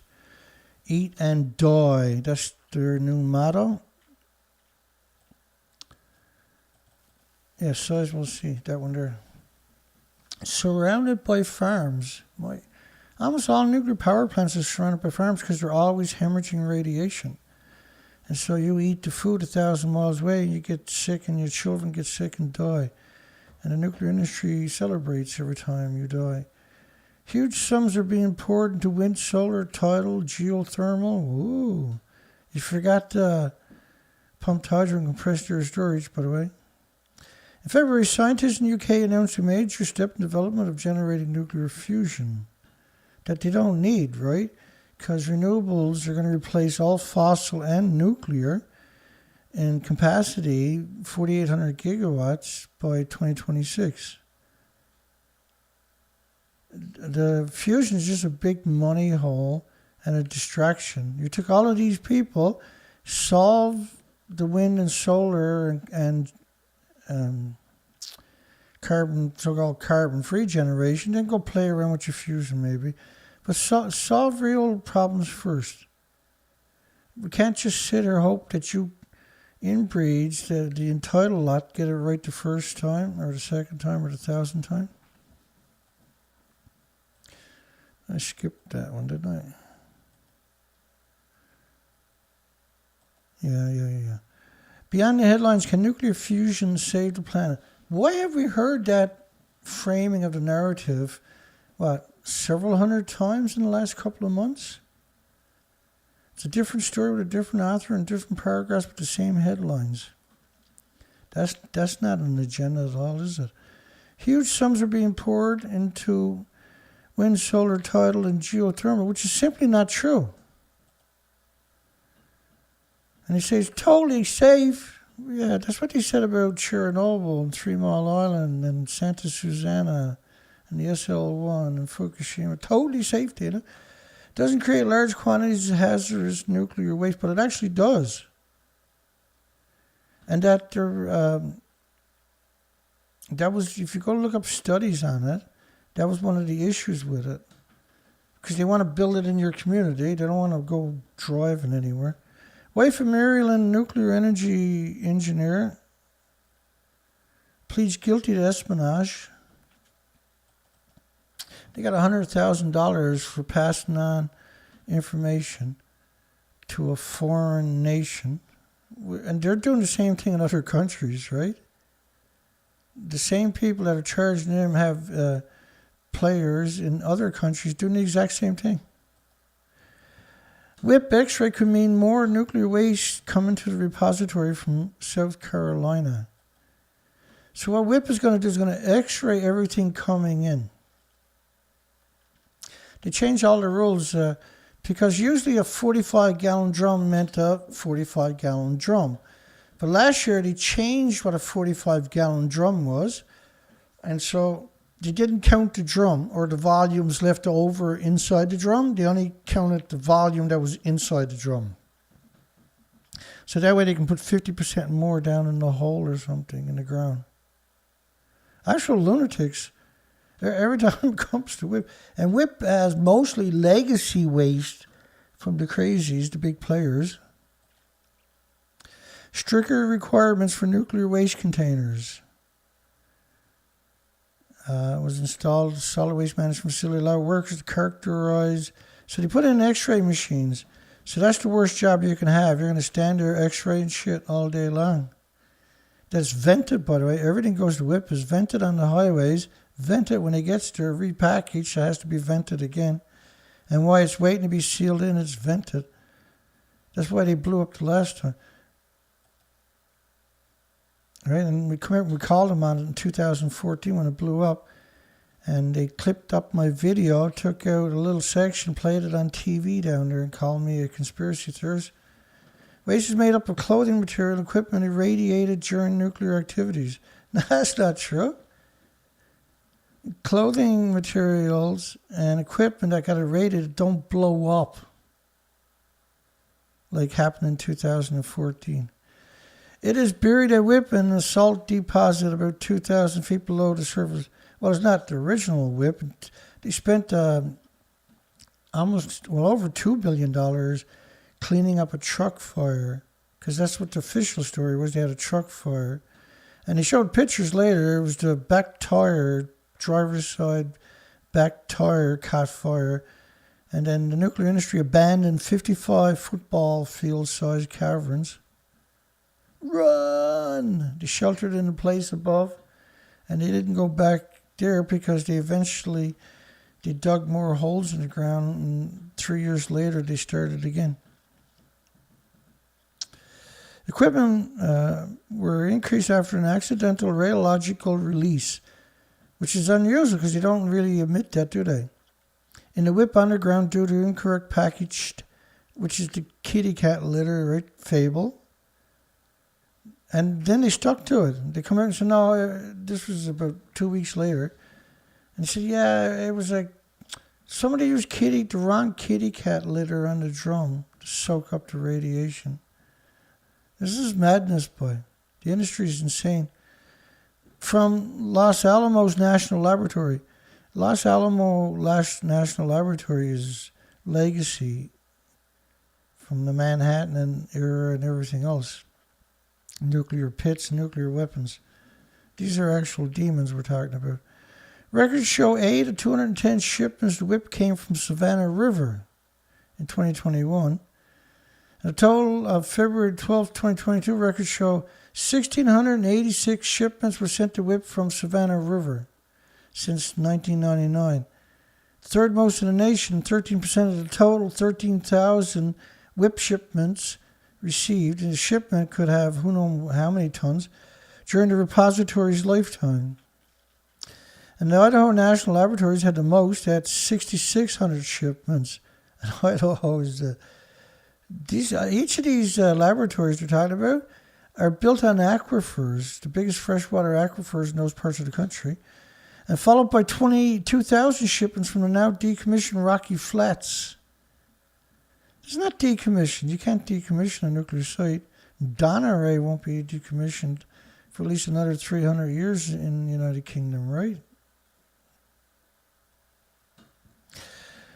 Savannah River was followed by Los Alamos National Laboratory, was sent, and I butchered that one. Let me see if I can get it on the other screen. 1,500 shipments to WIP since it opened. So all the Savannah River, of course, and if you go fishing on Savannah River, you might never fish again. Savannah River, they used to dump the barrels right into Savannah River, right? And a few years ago, we were covering stories downriver where they were dredging, and they had pulled up all of these 45-gallon drums with white powder in it, and everybody started getting sick. Turns out Savannah River claimed they lost it in a flood, which begs the question, what else did they lose, and why didn't they mention that, and why didn't we know about it? Waste shipments could increase from Savannah River using new x-rays. Could increase is the key words here. Not could, but will increase. That's the game, right? Oh, yeah, well, that barrel's now full. Okay. We'll write him down as 1/3 of a barrel. because they have a limit on how much they can put there. Even though it's supposed to be a pilot project. That's what the PP is for on WIP, is pilot project. They turned it into a repository frigate. Richland workers exposed to radiation at nuclear power plant. I covered that earlier, so I'm not going to do it again. Further delay in the startup of Volk. Of course, every couple of months there's another delay, year after year after year after year. Would you support a nuclear going up in your backyard? NIMBY, NIMBY, NIMBY, not in my backyard. An association of the anti-nuclear advocates is asking citizens in South Korea. South Korea's been taken over now by the nuclear industry. Moon was going to get rid of it all. Now they got the other crazy. An association of anti-nuclear groups launched a survey asking Koreans if they would support a nuclear power plant put up in their neighborhood. Well, people don't understand the dangers. They don't understand that the fuel being stored on site is still splitting the atoms, and that the worst place to be is anywhere on that part of the country or that part of the planet. It's absurd how bad this stuff is, see? But bless their hearts. Bless their hearts for getting out there and doing that. I love them for it.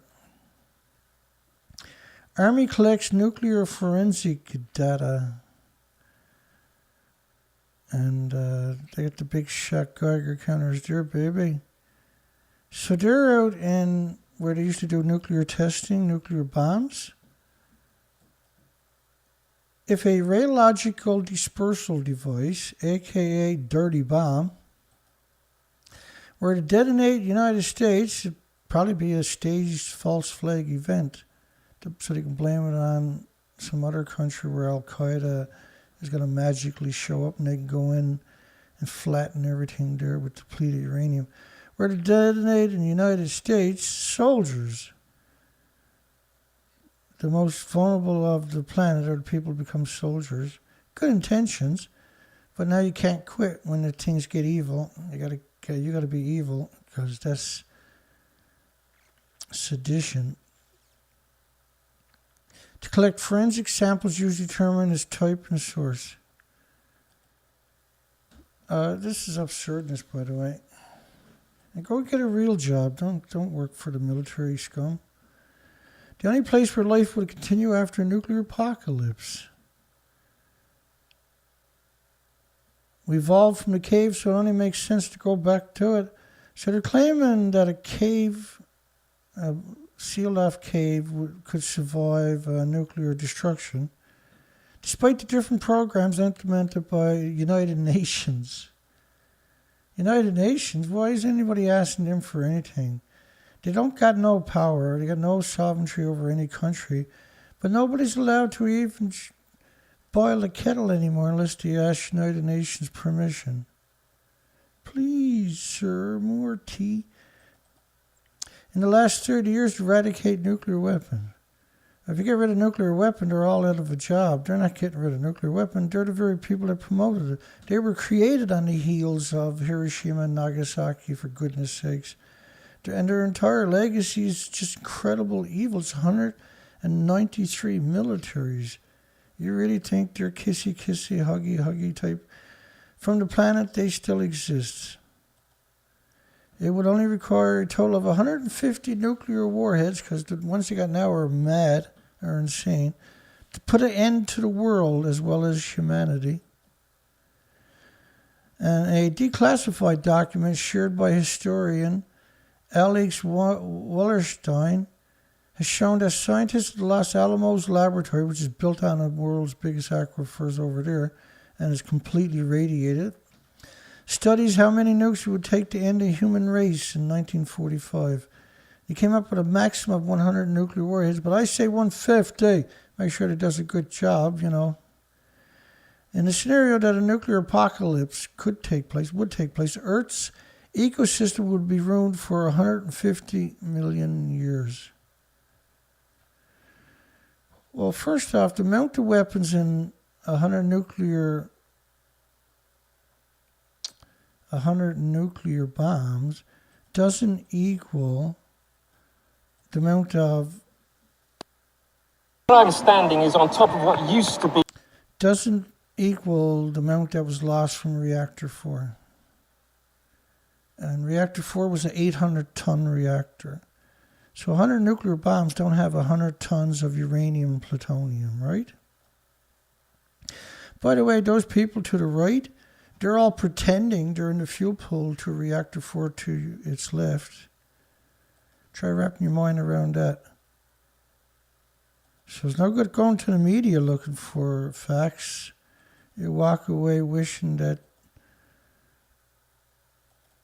you weren't born. These are insects and little critters that they're inside the ecosystem, will repopulate the planet. The European Commission proposed the inclusion of specific activities in gas and nuclear sector into the EU taxonomy. So it's just a farce. What was the point of creating it? The point of creating was to not use nuclear or gas. And so then they waited until January the 1st, because then France has the presidency of the EU for 6 months. And France will cut your throat for a isotope from a nuclear reactor. Mine. Of course, France has La Hague reprocessing site, which they make mixed oxide fuel. They have 500 security guards. 500. And that the study after study after study that we've showed here shows they contaminated the entire Atlantic and the Arctic, along with the NuScale, aka Sellafield, in UK, and Donneray, which, by the way, like I say again, it'll be 300 years, I guess, before Donneray will be safe. It was a reprocessing, a terrible, hideous, evil reprocessing facility in the United Kingdom. 300 years to clean up that site. But who's going to be around to check in 300 years whether they were right or wrong? Downset signs with nuclear blast. That's good news. Heavy metal. I like heavy metal. Rock it out, baby. Nothing better than heavy metal when you're looking for insects and birds, because you're not going to find them, so at least you got heavy metal. Make everything. And nuclear blast, what a strange name for a label. And they get the biggest artists out there. And so the children that love that kind of music, like me, will end up getting indoctrinated with the nuclear blast, thinking it's rad and radical. 2 different words, by the way. Argentine think tank sounds alarm over US $8 billion China nuclear power contract. UK seeks feedback on small high-temperature nuclear reactor program. Oh, do you? Oh, okay. No! It's stupid. Get a windmill, get some solar panels, and shut up. UK seeking feedback. Of course, they don't want your feedback. They're required by law to seek it. They're not going to read it or answer the phone. Lord knows we've tried 100 times. Kremlin denies nuclear drills will inflame tensions further, which is exactly what's happening, right? Russia's over there now doing all kinds of nuclear drills, simulated nuclear war.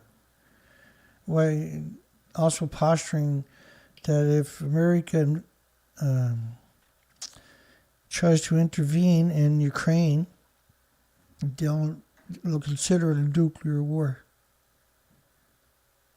Because there's a trial going on right now most people are not aware of.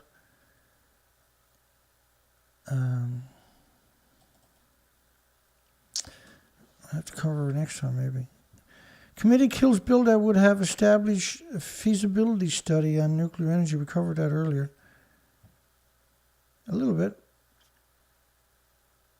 Yeah, we covered that earlier. We covered this story last week. Tory councillor says that nuclear is garbage. And they want, because they're sick of it, right? That's where Donneray actually is, actually. And they accused, Tory councillor accuses Marie Todd of peddling misinformation. And she did, and we covered the story. She's 100% right in everything she was saying. She has the moral high ground. And Caithness has links to the nuclear industry. It's home to Donerae. It'll be 300 years before Donerae is going to be cleaned up. How much more evidence do you really need than that when you live there? Well, you can get a job at Donerae if you don't like renewables. Knock your socks off. In fact, everybody at Donerae is just young kids that were trained to go to work there. Not the nuclear industry, which has tons of experience. And so the Tory politician is saying, they're going to have to go somewhere else if you don't get nuclear jobs here. No, they can go work at Donerae or Fukushima. Fukushima will take them. Japan will be happy to take all these people down there. Actually, they won't. Japan won't let these people in there. The nearby Vulcan Navy reactor test establishment is run by the Ministry of Defense tests military submarine reactors. Both sites now serve different functions, are in the process of being decommissioned. But you can't have both of them. The only other function that can be to store nuclear waste, see? Mackey claims that workers in the area want to stay in the industry. Yeah, well, go to work at Donerae. Go to work at Fukushima. Stop being a baby. And so the Tory politician is obviously pro-nuclear, but she beats him up really good. She beats the crap out of him really good.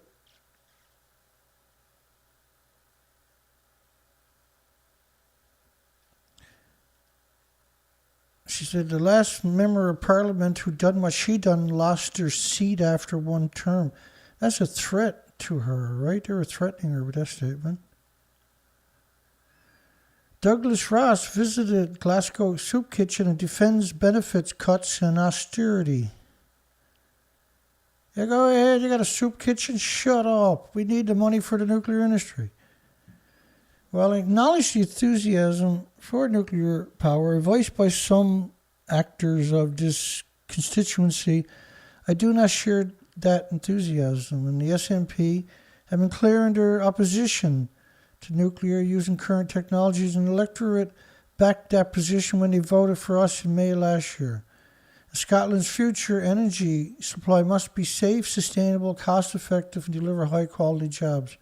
Wow. There's a switch. There is hope on the planet after all. I believe the renewable plan is set out in the Scottish energy strategy offers just that, so it does. So one of the commenters says, how safe is the beach in the area following decades of nuclear industry? Oh, the answer is an official secrecy. Well, we got the studies on those beaches. We've covered it many times. All the clams and periwinkles and mollusks and shellfish, which bioaccumulate 115,000 times more than background, are lethal if you eat them. Report says Oregon made nuclear reactors risky, and the utilities disagree. We covered that one earlier. So that report, they came out heavy and denounced the nuclear industry. Like, no, they don't even have a small modular reactor. Stop getting your bow ties in such a knot. And look at the picture they got there. It almost looks real, eh? That's a picture. Pretty. It looks pretty, but it's actually evil. Pretty evil. New type of nuclear reactor developed in Oregon that would provide carbon-free energy. Again, every time I hear the word, I should get like a 5-gallon bucket here, because at some point I'm just going to puke in a bucket every time I hear that word.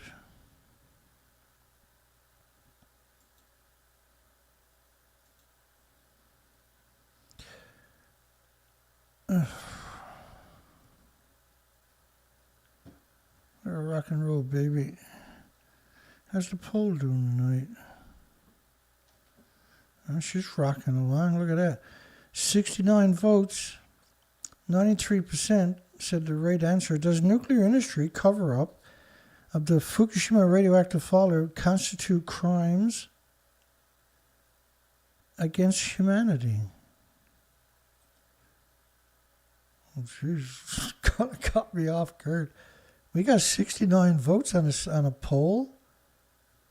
Have we ever seen that before? I don't think we've seen that before, have we? Well, my other site, if you didn't take down my other site, there'd be a couple of hundred votes there by now. No emails, no strikes, no reply. Just bye-bye, Dina. Oh, and the NuScale designs any small-scale reactor to win a safety approval so far. So, that's a really, really, really, really, really, really important part of that small modular reactor fable. They only got one design that meets some criteria, and you don't have a model. You got to get the kinks out of it when you finally build it, and then build another one without the faults and the flaws, and the lessons learned from that gets carried into the third generation, and that generation can start being sold into market, right? By the time they do that, the renewables will have this conquered.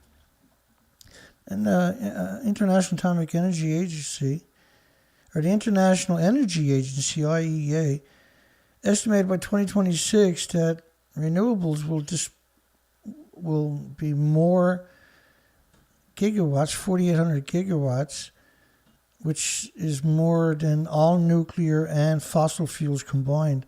So if we try really hard, we can smash that to hell, right? We can have 5 times that.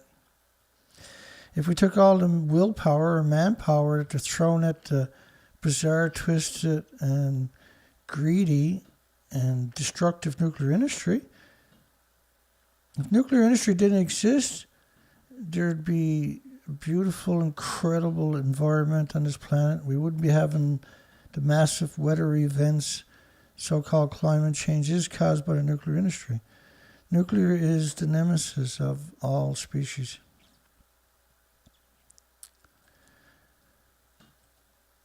A rebel leader in East Ukraine announces civilian evacuations. Fire. They said that they wouldn't fan the flames with exercises, but yeah, and that's exactly what they're doing. Russia announces massive nuclear drills. Massive nuclear drills. Ukraine crisis. Air India to operate 3 flights to help Indian citizens get out of Ukraine. And the plane doesn't actually look that big, but when I stretched it out for some reason, that picture had that weird trick to it. British embassy in Ukraine temporarily moves out of Kyiv amid invasion fears. So there's a lot of posturing going on with stuff like that. Hungary reaches 19.2% renewables shares in 2021. That's amazing, man. I didn't expect Hungary to be that far advanced. I apologize. It's not that I'm doubting you folks. It's just I didn't think you guys were that advanced. That's amazing. Extremely rare observation of tennis-like vibrations of lead.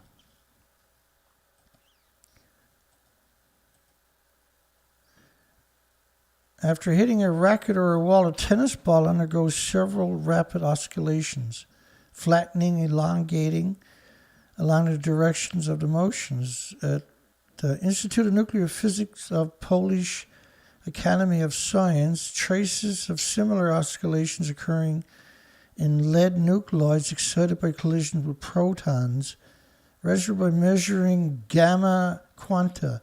Any previous observation of a similar phenomenon is more than 30 years old. The main purpose of the device is to radiate tumors, including eye tumors. Like, don't do that. Take DCA, I showed it earlier in the show. Like, this is absurdness. They put all this money and monetary, rather, and energy and equipment and everything into something they know is not going to do the job. They've killed every animal in every study that they tried this on. It never works. No, you know what they say. At some point, you got to look up in the mirror and say, you know what, this ain't working. But not the nuclear industry. They won't look. No, I'm not looking in the mirror. Oh, get that mirror away from me. I can't look in the mirror. None of them looks in the mirror. That's the problem. Plant Volt delays and ballooning costs since 2012, unveiling like Groundhog Day. It's going to balloon to $30 billion after it was originally projected to cost $14 billion. That's carbon-free for you. Further setbacks at the snake pit. That's the right word for it, too. Nuclear expansions are reportedly expected to result in delays lasting up to 6 months and add another almost $1 billion. Well, you know, they're not paying for it. The ratepayers are.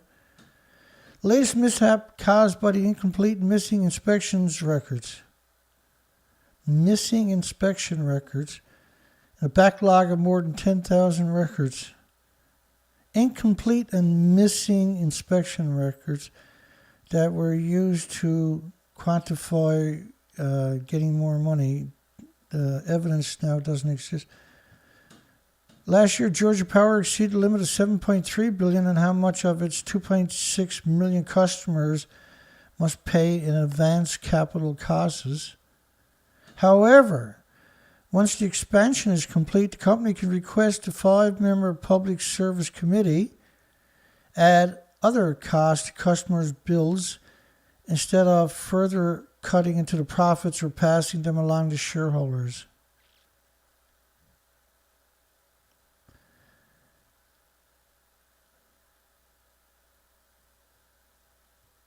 So the whole thing is rigged, right? There's no win for anybody on the company. Enough is enough. Georgia Power should be forced to take responsibility. And we hear that all the time. Georgia legislators should act now to stop the Georgia Power from charging Georgians who are already feeling a financial squeeze for its costly and gross mismanagement of the project. Ask Ethan, what does grand unified theory means? Quantum physics, blah, blah, blah, blah, blah. And basically, one of the few remaining secrets in the universe, according to these folks. Back in 2011, forget about Fukushima, the Higgs boson. The final particle is yet to be detected, reveal itself at the Large Hadron Collider at CERN, culmination of nearly half a century of searching for it. Imagine if you spent half a century with that 5,000, they have 5,000 scientists, right? And you try to solve wind and solar energy storage. They couldn't do it, right? Because that's why they got that job, is because they're so dysfunctional. Their legacy will be nothing. With this discovery, we were finally able to complete the Standard Model, which describes all the known particles in existence, except for, dark matter, dark energy. They're still mysteries. And according to the Standard Model, there are 3 fundamental forces that it describes, as you can see, right? The electromagnetic forces, weak nuclear force, and strong nuclear forces, blah, blah, blah, blah, blah. Weak bosons, gluttons, Higgs, quarks, they're talking about quantum physics, which is a really hard one to digest. Even with a good teacher, still a very difficult subject for anybody to comprehend. But it basically means you give them the power to blow the planet or the moon into. Italy approves €8 billion package to help economy and curb the energy bill. So they're artificially inflating the prices of oil and gas with this posturing in Ukraine, Russia, and Iran in particular, right? And then the nuclear industry is seizing upon this, never waste a crisis, and trying to use that to bludgeon the population and accepting despicable nuclear, because it's a demonic, twisted, sadistic industry is all I can tell you about the nuclear, every facet of it. And seems like every single person involved in it is, never mind. Employers march against nuclear disarmament. Right now, we need certainty. There are no adventures. All right. An employees organization, Belgium, Flanders, Brussels, blah, blah, blah, blah, blah, will issue a combined appeal on Wednesday requesting the 2 newer nuclear power plants be kept operating longer. Right, because like France right now wants to build a bunch of reactors. But their reactors are breaking down one after another, and they knew that time was coming. And instead they waited till it was too late and then decided that they wanted to build more reactors. And they're in the presidency of the EU right now for another 5 months or 4 months. And they're stacking the deck against the whole planet. Nancy Pelosi says she discussed climate crisis with the Israeli Prime Minister. Why would anybody call that a headline? Why is that a story? It's just, you kind of lose faith in the world when you see stories like that. IAEA collects water samples from Fukushima. Come on, man. First off, do you remember they went down to collect samples last month? And they went 20 miles off the coast and they took water samples. I want to see videos of them walking up to the tanks, taking water out of the tanks, and then running away in panic. And then I know they're actually checking the water in the tanks. Because you'd have a 2.2 sieverts per liter of just beta, not including alpha or gamma or neutrons, which it defies any rationality. Don't include stuff like that.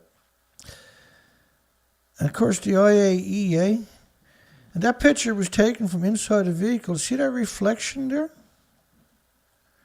So whoever took this picture is inside of a vehicle, probably with a zoom on their camera. Because you can see the mirror there of the vehicle. Strangest thing, isn't it? International Atomic Energy Agency, which is United Nations, a military-industrial complex, also, according to George Bush Sr., the New World Order. We have before us.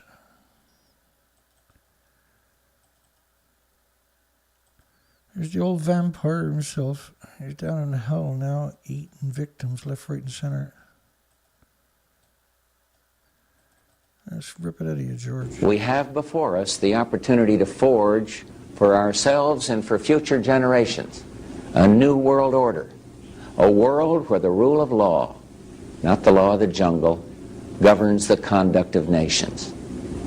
When we are successful, and we will be, we have a real chance at this new world order, an order in which a credible United Nations can use its peacekeeping role to fulfill the promise and vision of the UN's founders. So he just called the United Nations twice the New World Order. Just an accident, Dana.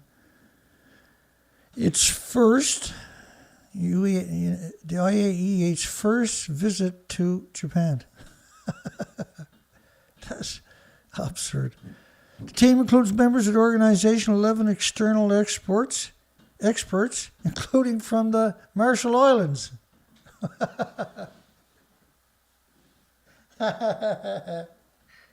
We lost the planet to scum. I apologize for laughing about it. They reviewed TEPCO samples. You didn't go get your own samples. No, we reviewed TEPCO samples, Dana. That's how it's done. We're in the nuclear industry. Of the treated water. Treated. They reviewed TEPCO samples of the treated water. That's as independent as it gets, is it? How come you didn't get your own samples? What's up, dog? Oh, and tritium. That's some scam, eh? To claim that there's only tritium in the radioactive water in the empty tanks. Tanks are empty. The idea of the tanks, by the way, are to make you think they didn't kill the Pacific Ocean and the rest of the planet. Oh, yeah, this is one of my favorite stories here. Tritium elimination skyscraper. The tritium goes up, water comes down. It's magic, Dana. You don't need to know how it works. It's a tritium tower in a major city on top of that. So safe you can put it right downtown New York with the sushi bars from Fukushima Prefecture and the sake shops. UN to review Japan's plan to release the Fukushima water into the Pacific. We'll listen to the local people's concerns. Not our concerns that we are able to articulate, but people who don't know any better and thinks there's only tritium. You kind of lose faith in humanity, right? A UN. The great greenwashing scam. PR firms face reckoning after spinning for big oil. This week, a peer-reviewed study confirmed what many have suspected for years, that the major oil companies are not fully backing up their clean energy talks with action. No. Now the PR and advertising firms that have been creating the industry's greenwashing strategies for decades face a reckoning over whether they will continue to serving big oil or just go over the nuclear tartland. The Scarborough sushi spot has drawn attention from chefs around the world. Nestled in Scarborough Strip Mall here in Ontario, Canada, home to mostly automotive landscaping businesses, there's a 7-seat sushi restaurant that draws chefs from all over the world. To get their Fukushima nuclear food. Why nuclear power is the answer to our looming climate crisis. These are lunatics, aren't they? Nuclear generates electricity. It's clean, Dana. It's clean. Nuclear is the most carbon-intensive thing in human history. Every facet of it, including the nuclear power plant, needs 2 external power plants dedicated to the nuclear power plant site. Because these are like little cities, right? And the pumps, they need 1 million gallons a minute of water. You need huge pumps, huge electricities, which are typically coal because it's the cheapest. Majority of current nuclear power plants are still using coal plants to run themselves. Every facet of it, though, when creating it is most carbon intensive. Decommissioning takes about 60 years, and everything is radioactive, usually like 1 million tons. Renewables, including hydropower, solar, wind, and biofuels, will account for just 27% of the energy consumption by 2050. In fact, it'll surpass all fossil and nuclear by 2026. Renewables will. Oh, God, not another one. Climate scientists. The strange thing with climate scientists we noticed over the years was they promote nuclear. If you got a flat tire, you need a nuclear power plant. If you're late for supper, you should have got a nuclear power plant. That wouldn't have happened. The moon is hit by the clouds. Now, if you had a nuclear power plant, that wouldn't be a problem. Nuclear plants also take up less space than most energy sources. Now, when you look at the whole processing, have you ever seen the fuel fabrication sites? They're like little cities. The processing for the yellow cake is like little cities and chemical factories.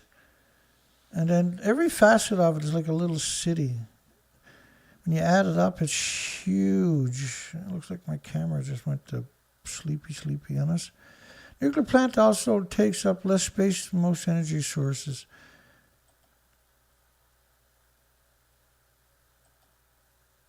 Where's the time? Wind farms occupy twice as much land as nuclear. First off, you got lots of land. And with wind and solar, you don't have to build it in prime real estate and suck up 1 million gallons a minute of water for each reactor. Nuclear plants can be built where there's not much wind or sunlight. Where? There's sunlight everywhere and wind everywhere. If you put your windmills on the mountains where the wind blows all the time, if you take your sunlight and pair it up with compressed air storage and pumped hydro storage and geothermal and tidal energy, like if you had all 6 of them, that's what you need to make it work, right? And it'll work spectacularly. So you got wind and solar. That's your main energy. But it's backed up with main energy called geothermal, 24 hours a day, constant power, and tidal power, 24 hours a day. You can predict it 3,000 years down the road. And then you got that backed up with the huge storage of compressed air storage, where you dig big tunnels and compress air down there with excess energy. So you have peak power galore, and also pumped hydro. And you can recirculate pumped hydro, enriched mineral water, because it's really heavy water. It's very, you need 30 psi to run these generators. Blah, blah, blah. They generate a continuous flow of electricity, unlike the intermittent power generator. And you always hear this framing of wind and solar, right? Wind, solar. It's always like, the wind doesn't always blow. Battery storage. And we see, battery, yet unperfected battery storage. Yeah, but if you tried to perfect it, could it be done? Yeah, maybe. Well, the reality of it is you use compressed air storage. You don't need, the criteria for that is anywhere because it's low pressure, 120 psi. And then pumped in a little bit of, geothermal and tidal, because you're always on the ocean for nuclear. The whole story could, it's easy to do renewables. They just refuse to acknowledge it, because otherwise nuclear and coal, oil, and gas doesn't exist anymore. Canada is funding experiments in small nuclear reactors, which could power hospitals. Right? And so they're playing on your emotions now. And we see this over and over and over, by the way, where they use that same framing. Small modular reactors could power the hospitals, Dana. Yeah, but so can everything else. Morons. How Japan's fishing industry is fighting for recovery, fighting to genocide everybody. Meltdowns. Oh, they got that one with an S. Woohoo. We don't see that too often. At the Fukushima nuclear plant, as the nuclear plant melted down, the waste contaminated water in the surrounding area and killed several tons of fish. Good God, man. Look, hang on. You can't rush this, unfortunately. That's the problem with this story, is you can't rush you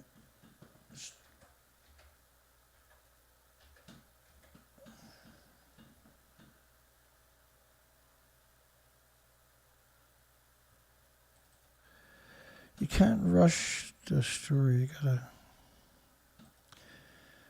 And there's only one way to tell the story, and it's never good. So, when you say it only killed several tons of fish, you kind of forgot some of this. Very sick, very emaciated, food supplies killed off, mind-blowing die-off of seabirds from Alaska to California.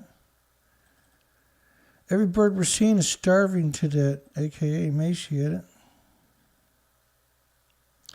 Bizarre die-off along the west coast.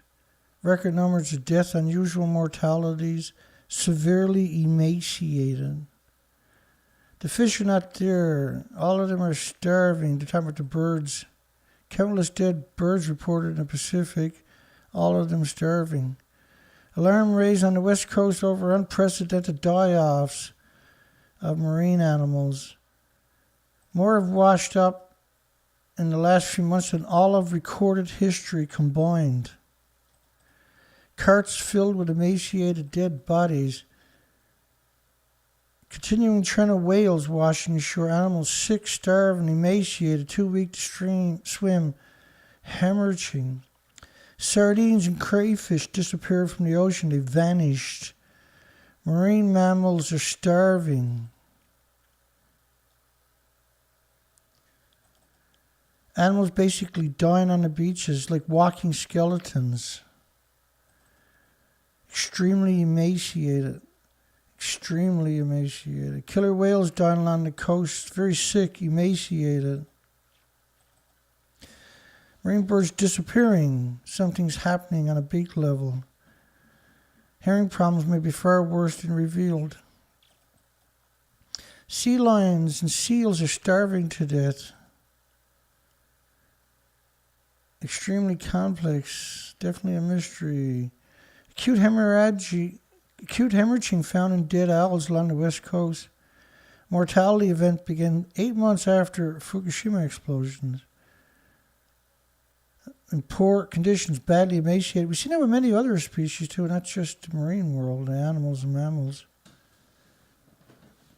Remaking Hong Kong, where tyranny reigns and freedom and democracy dies. And just get rid of Hong Kong and put in Canada. Justin Trudeau, or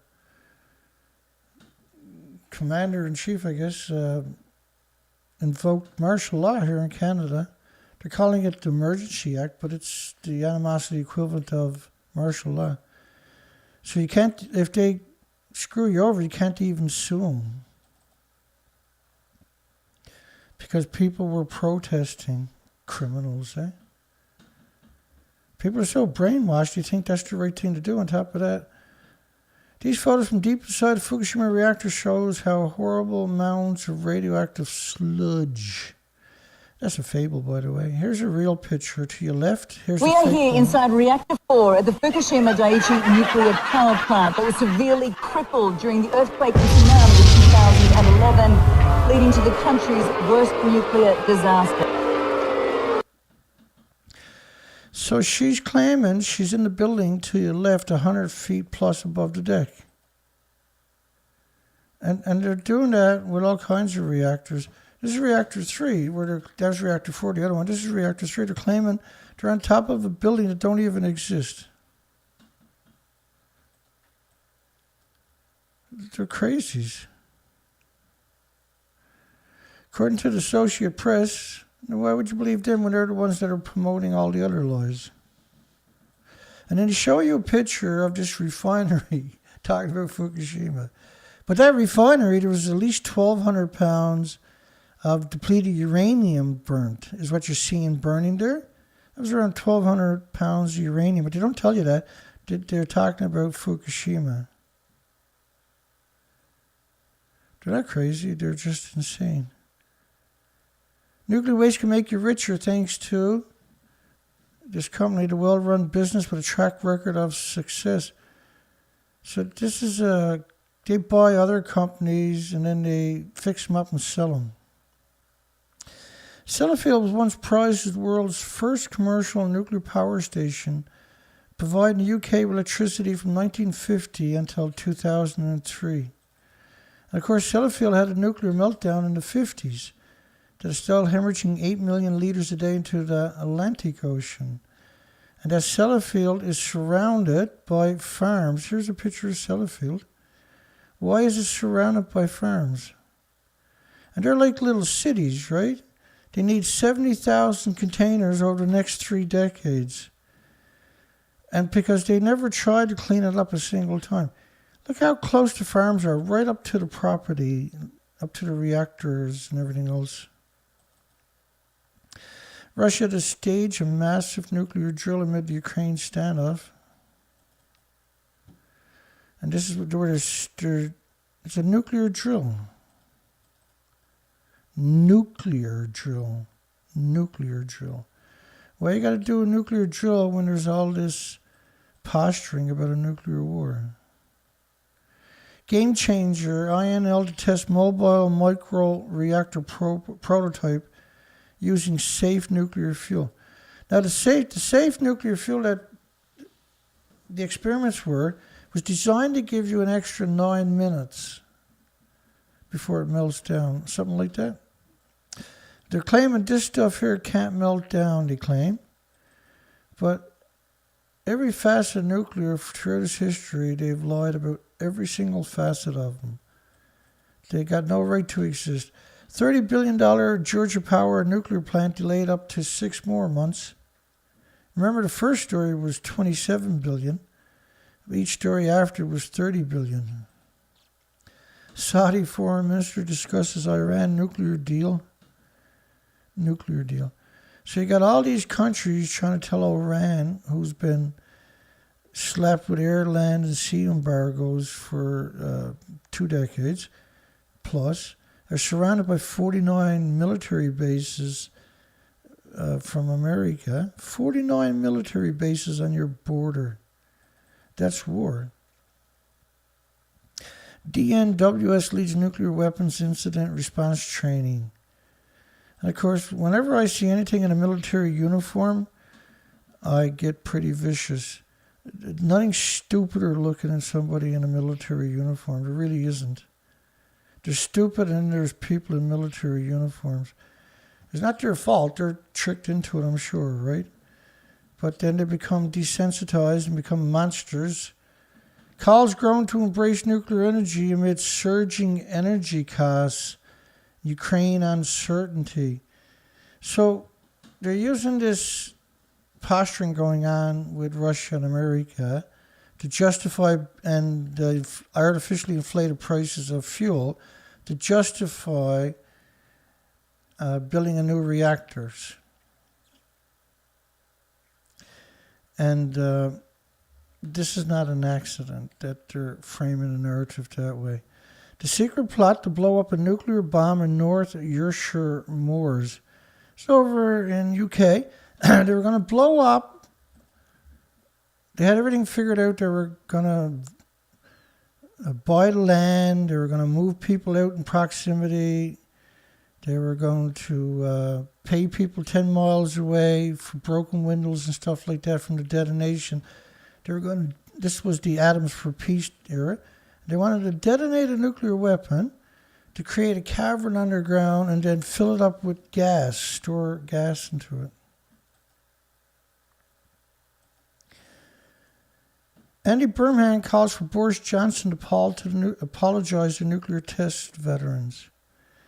Well, first off, you should just look them in the eye and tell them they're not dying from cancers and illnesses and diseases from the nuclear testing.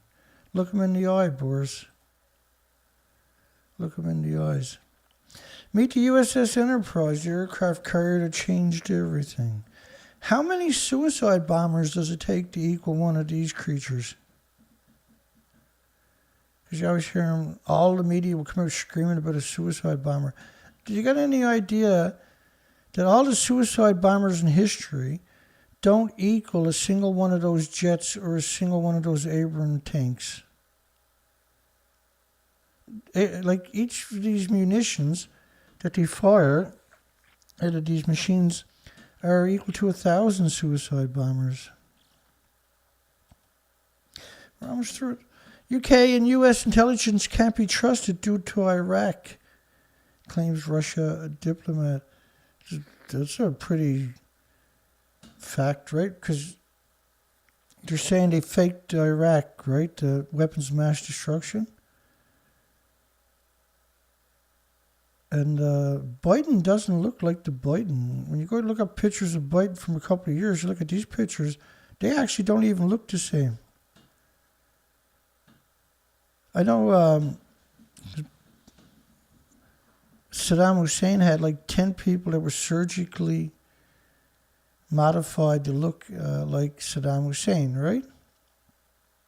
I think Biden, who has Alzheimer's, they done that with him too. And he's on a drip somewhere. Intelligence from UK and US on the situation in Ukraine cannot be trusted due to the Allies' false justification for invading Iraq in 2003. An official, Russian official claimed. Unfortunately, he's right.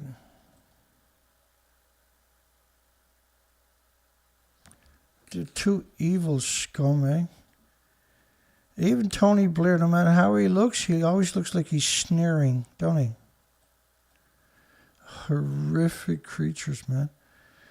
Fusion takes yet another massive leap forward. Now, every week, there's 4, 5, 10 stories coming out about fusion. Leap tall buildings, faster than a speeding bullet. It'll fix your car for free, the whole 9 yards. Oh yeah, don't forget the polar bears. And finally, 30 years ago, Homer Simpson won the Springfield nuclear power plant, a legendary softball championship.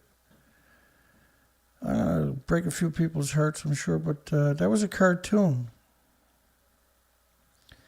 Like Spider-Man and the Hulk, which were created to promote nuclear, the Simpsons were created for the same thing. 30 years ago this weekend, Homer Simpson sealed a historic softball championship victory for the Springfield nuclear power plant with a single hit. Well, the ball hit his head. He got knocked out, and by proxy, got a free run, right? Because he was injured, and that gave him the game.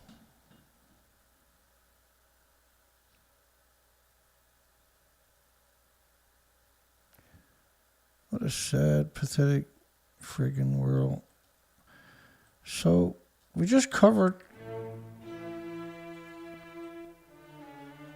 a shitload of news, didn't we? There's a lot of news. And I didn't stop.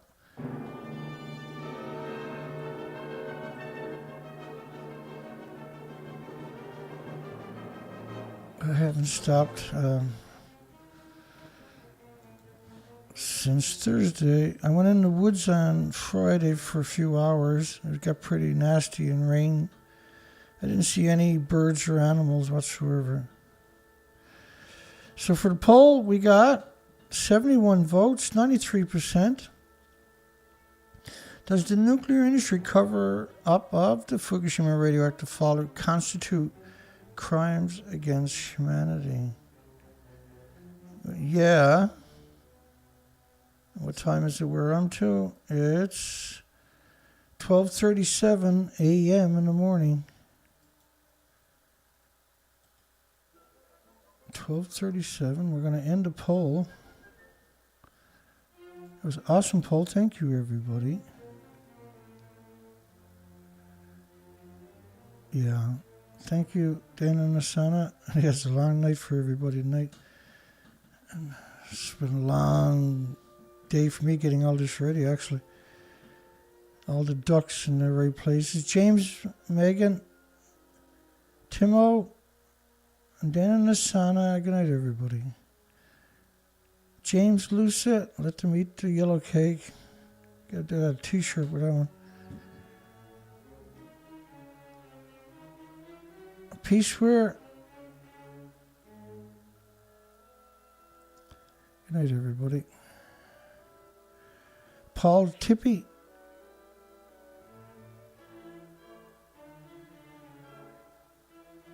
PBS Lover. Dogs, Locks. I do my show every night at the same time.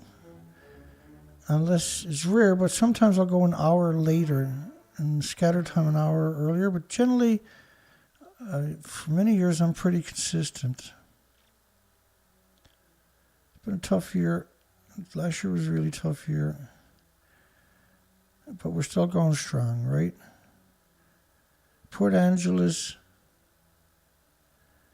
I rarely take a step backwards. If I'm attacked, I always take 2 steps forward, never a step back.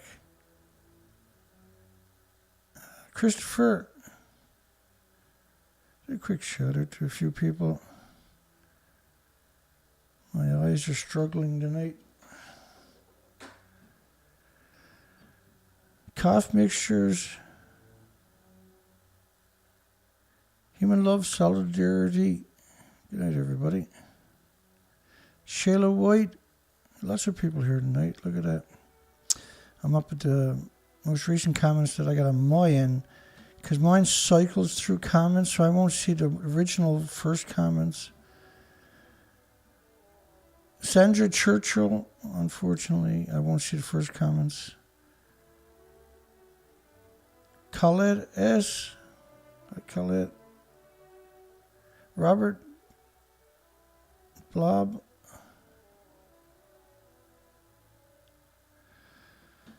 It's just way me switching off, and hopefully I switch off till at least till the morning. Jack Tripper. Years ago, there used to be a guy who would videotape my comments section, would post it up at another pro-nuclear site so they can go out and harass everybody that was in my comments section. Kevin Blanche was here.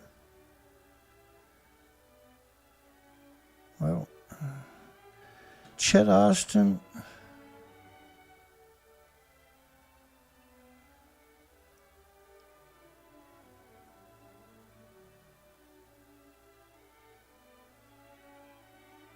Yeah. Broke my glasses here. Won't hurt. Good night, everybody. Have a great night. Great day tomorrow. I hope you have good weather. Sun shines.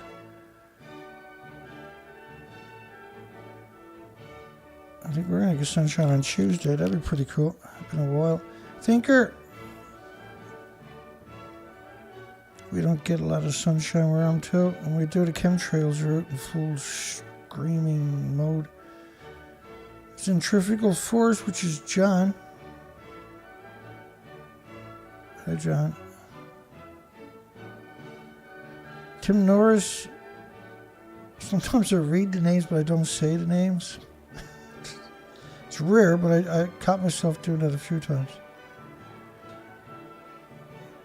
And you probably catch yourself doing a few things over the years, I guess, Dana. Oh, that's true. We're almost down to the most recent comment. Here we are. We're there.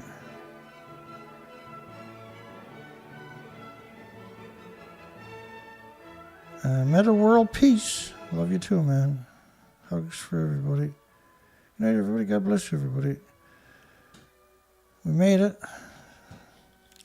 I can't believe I made it. That's good. That was a good show tonight.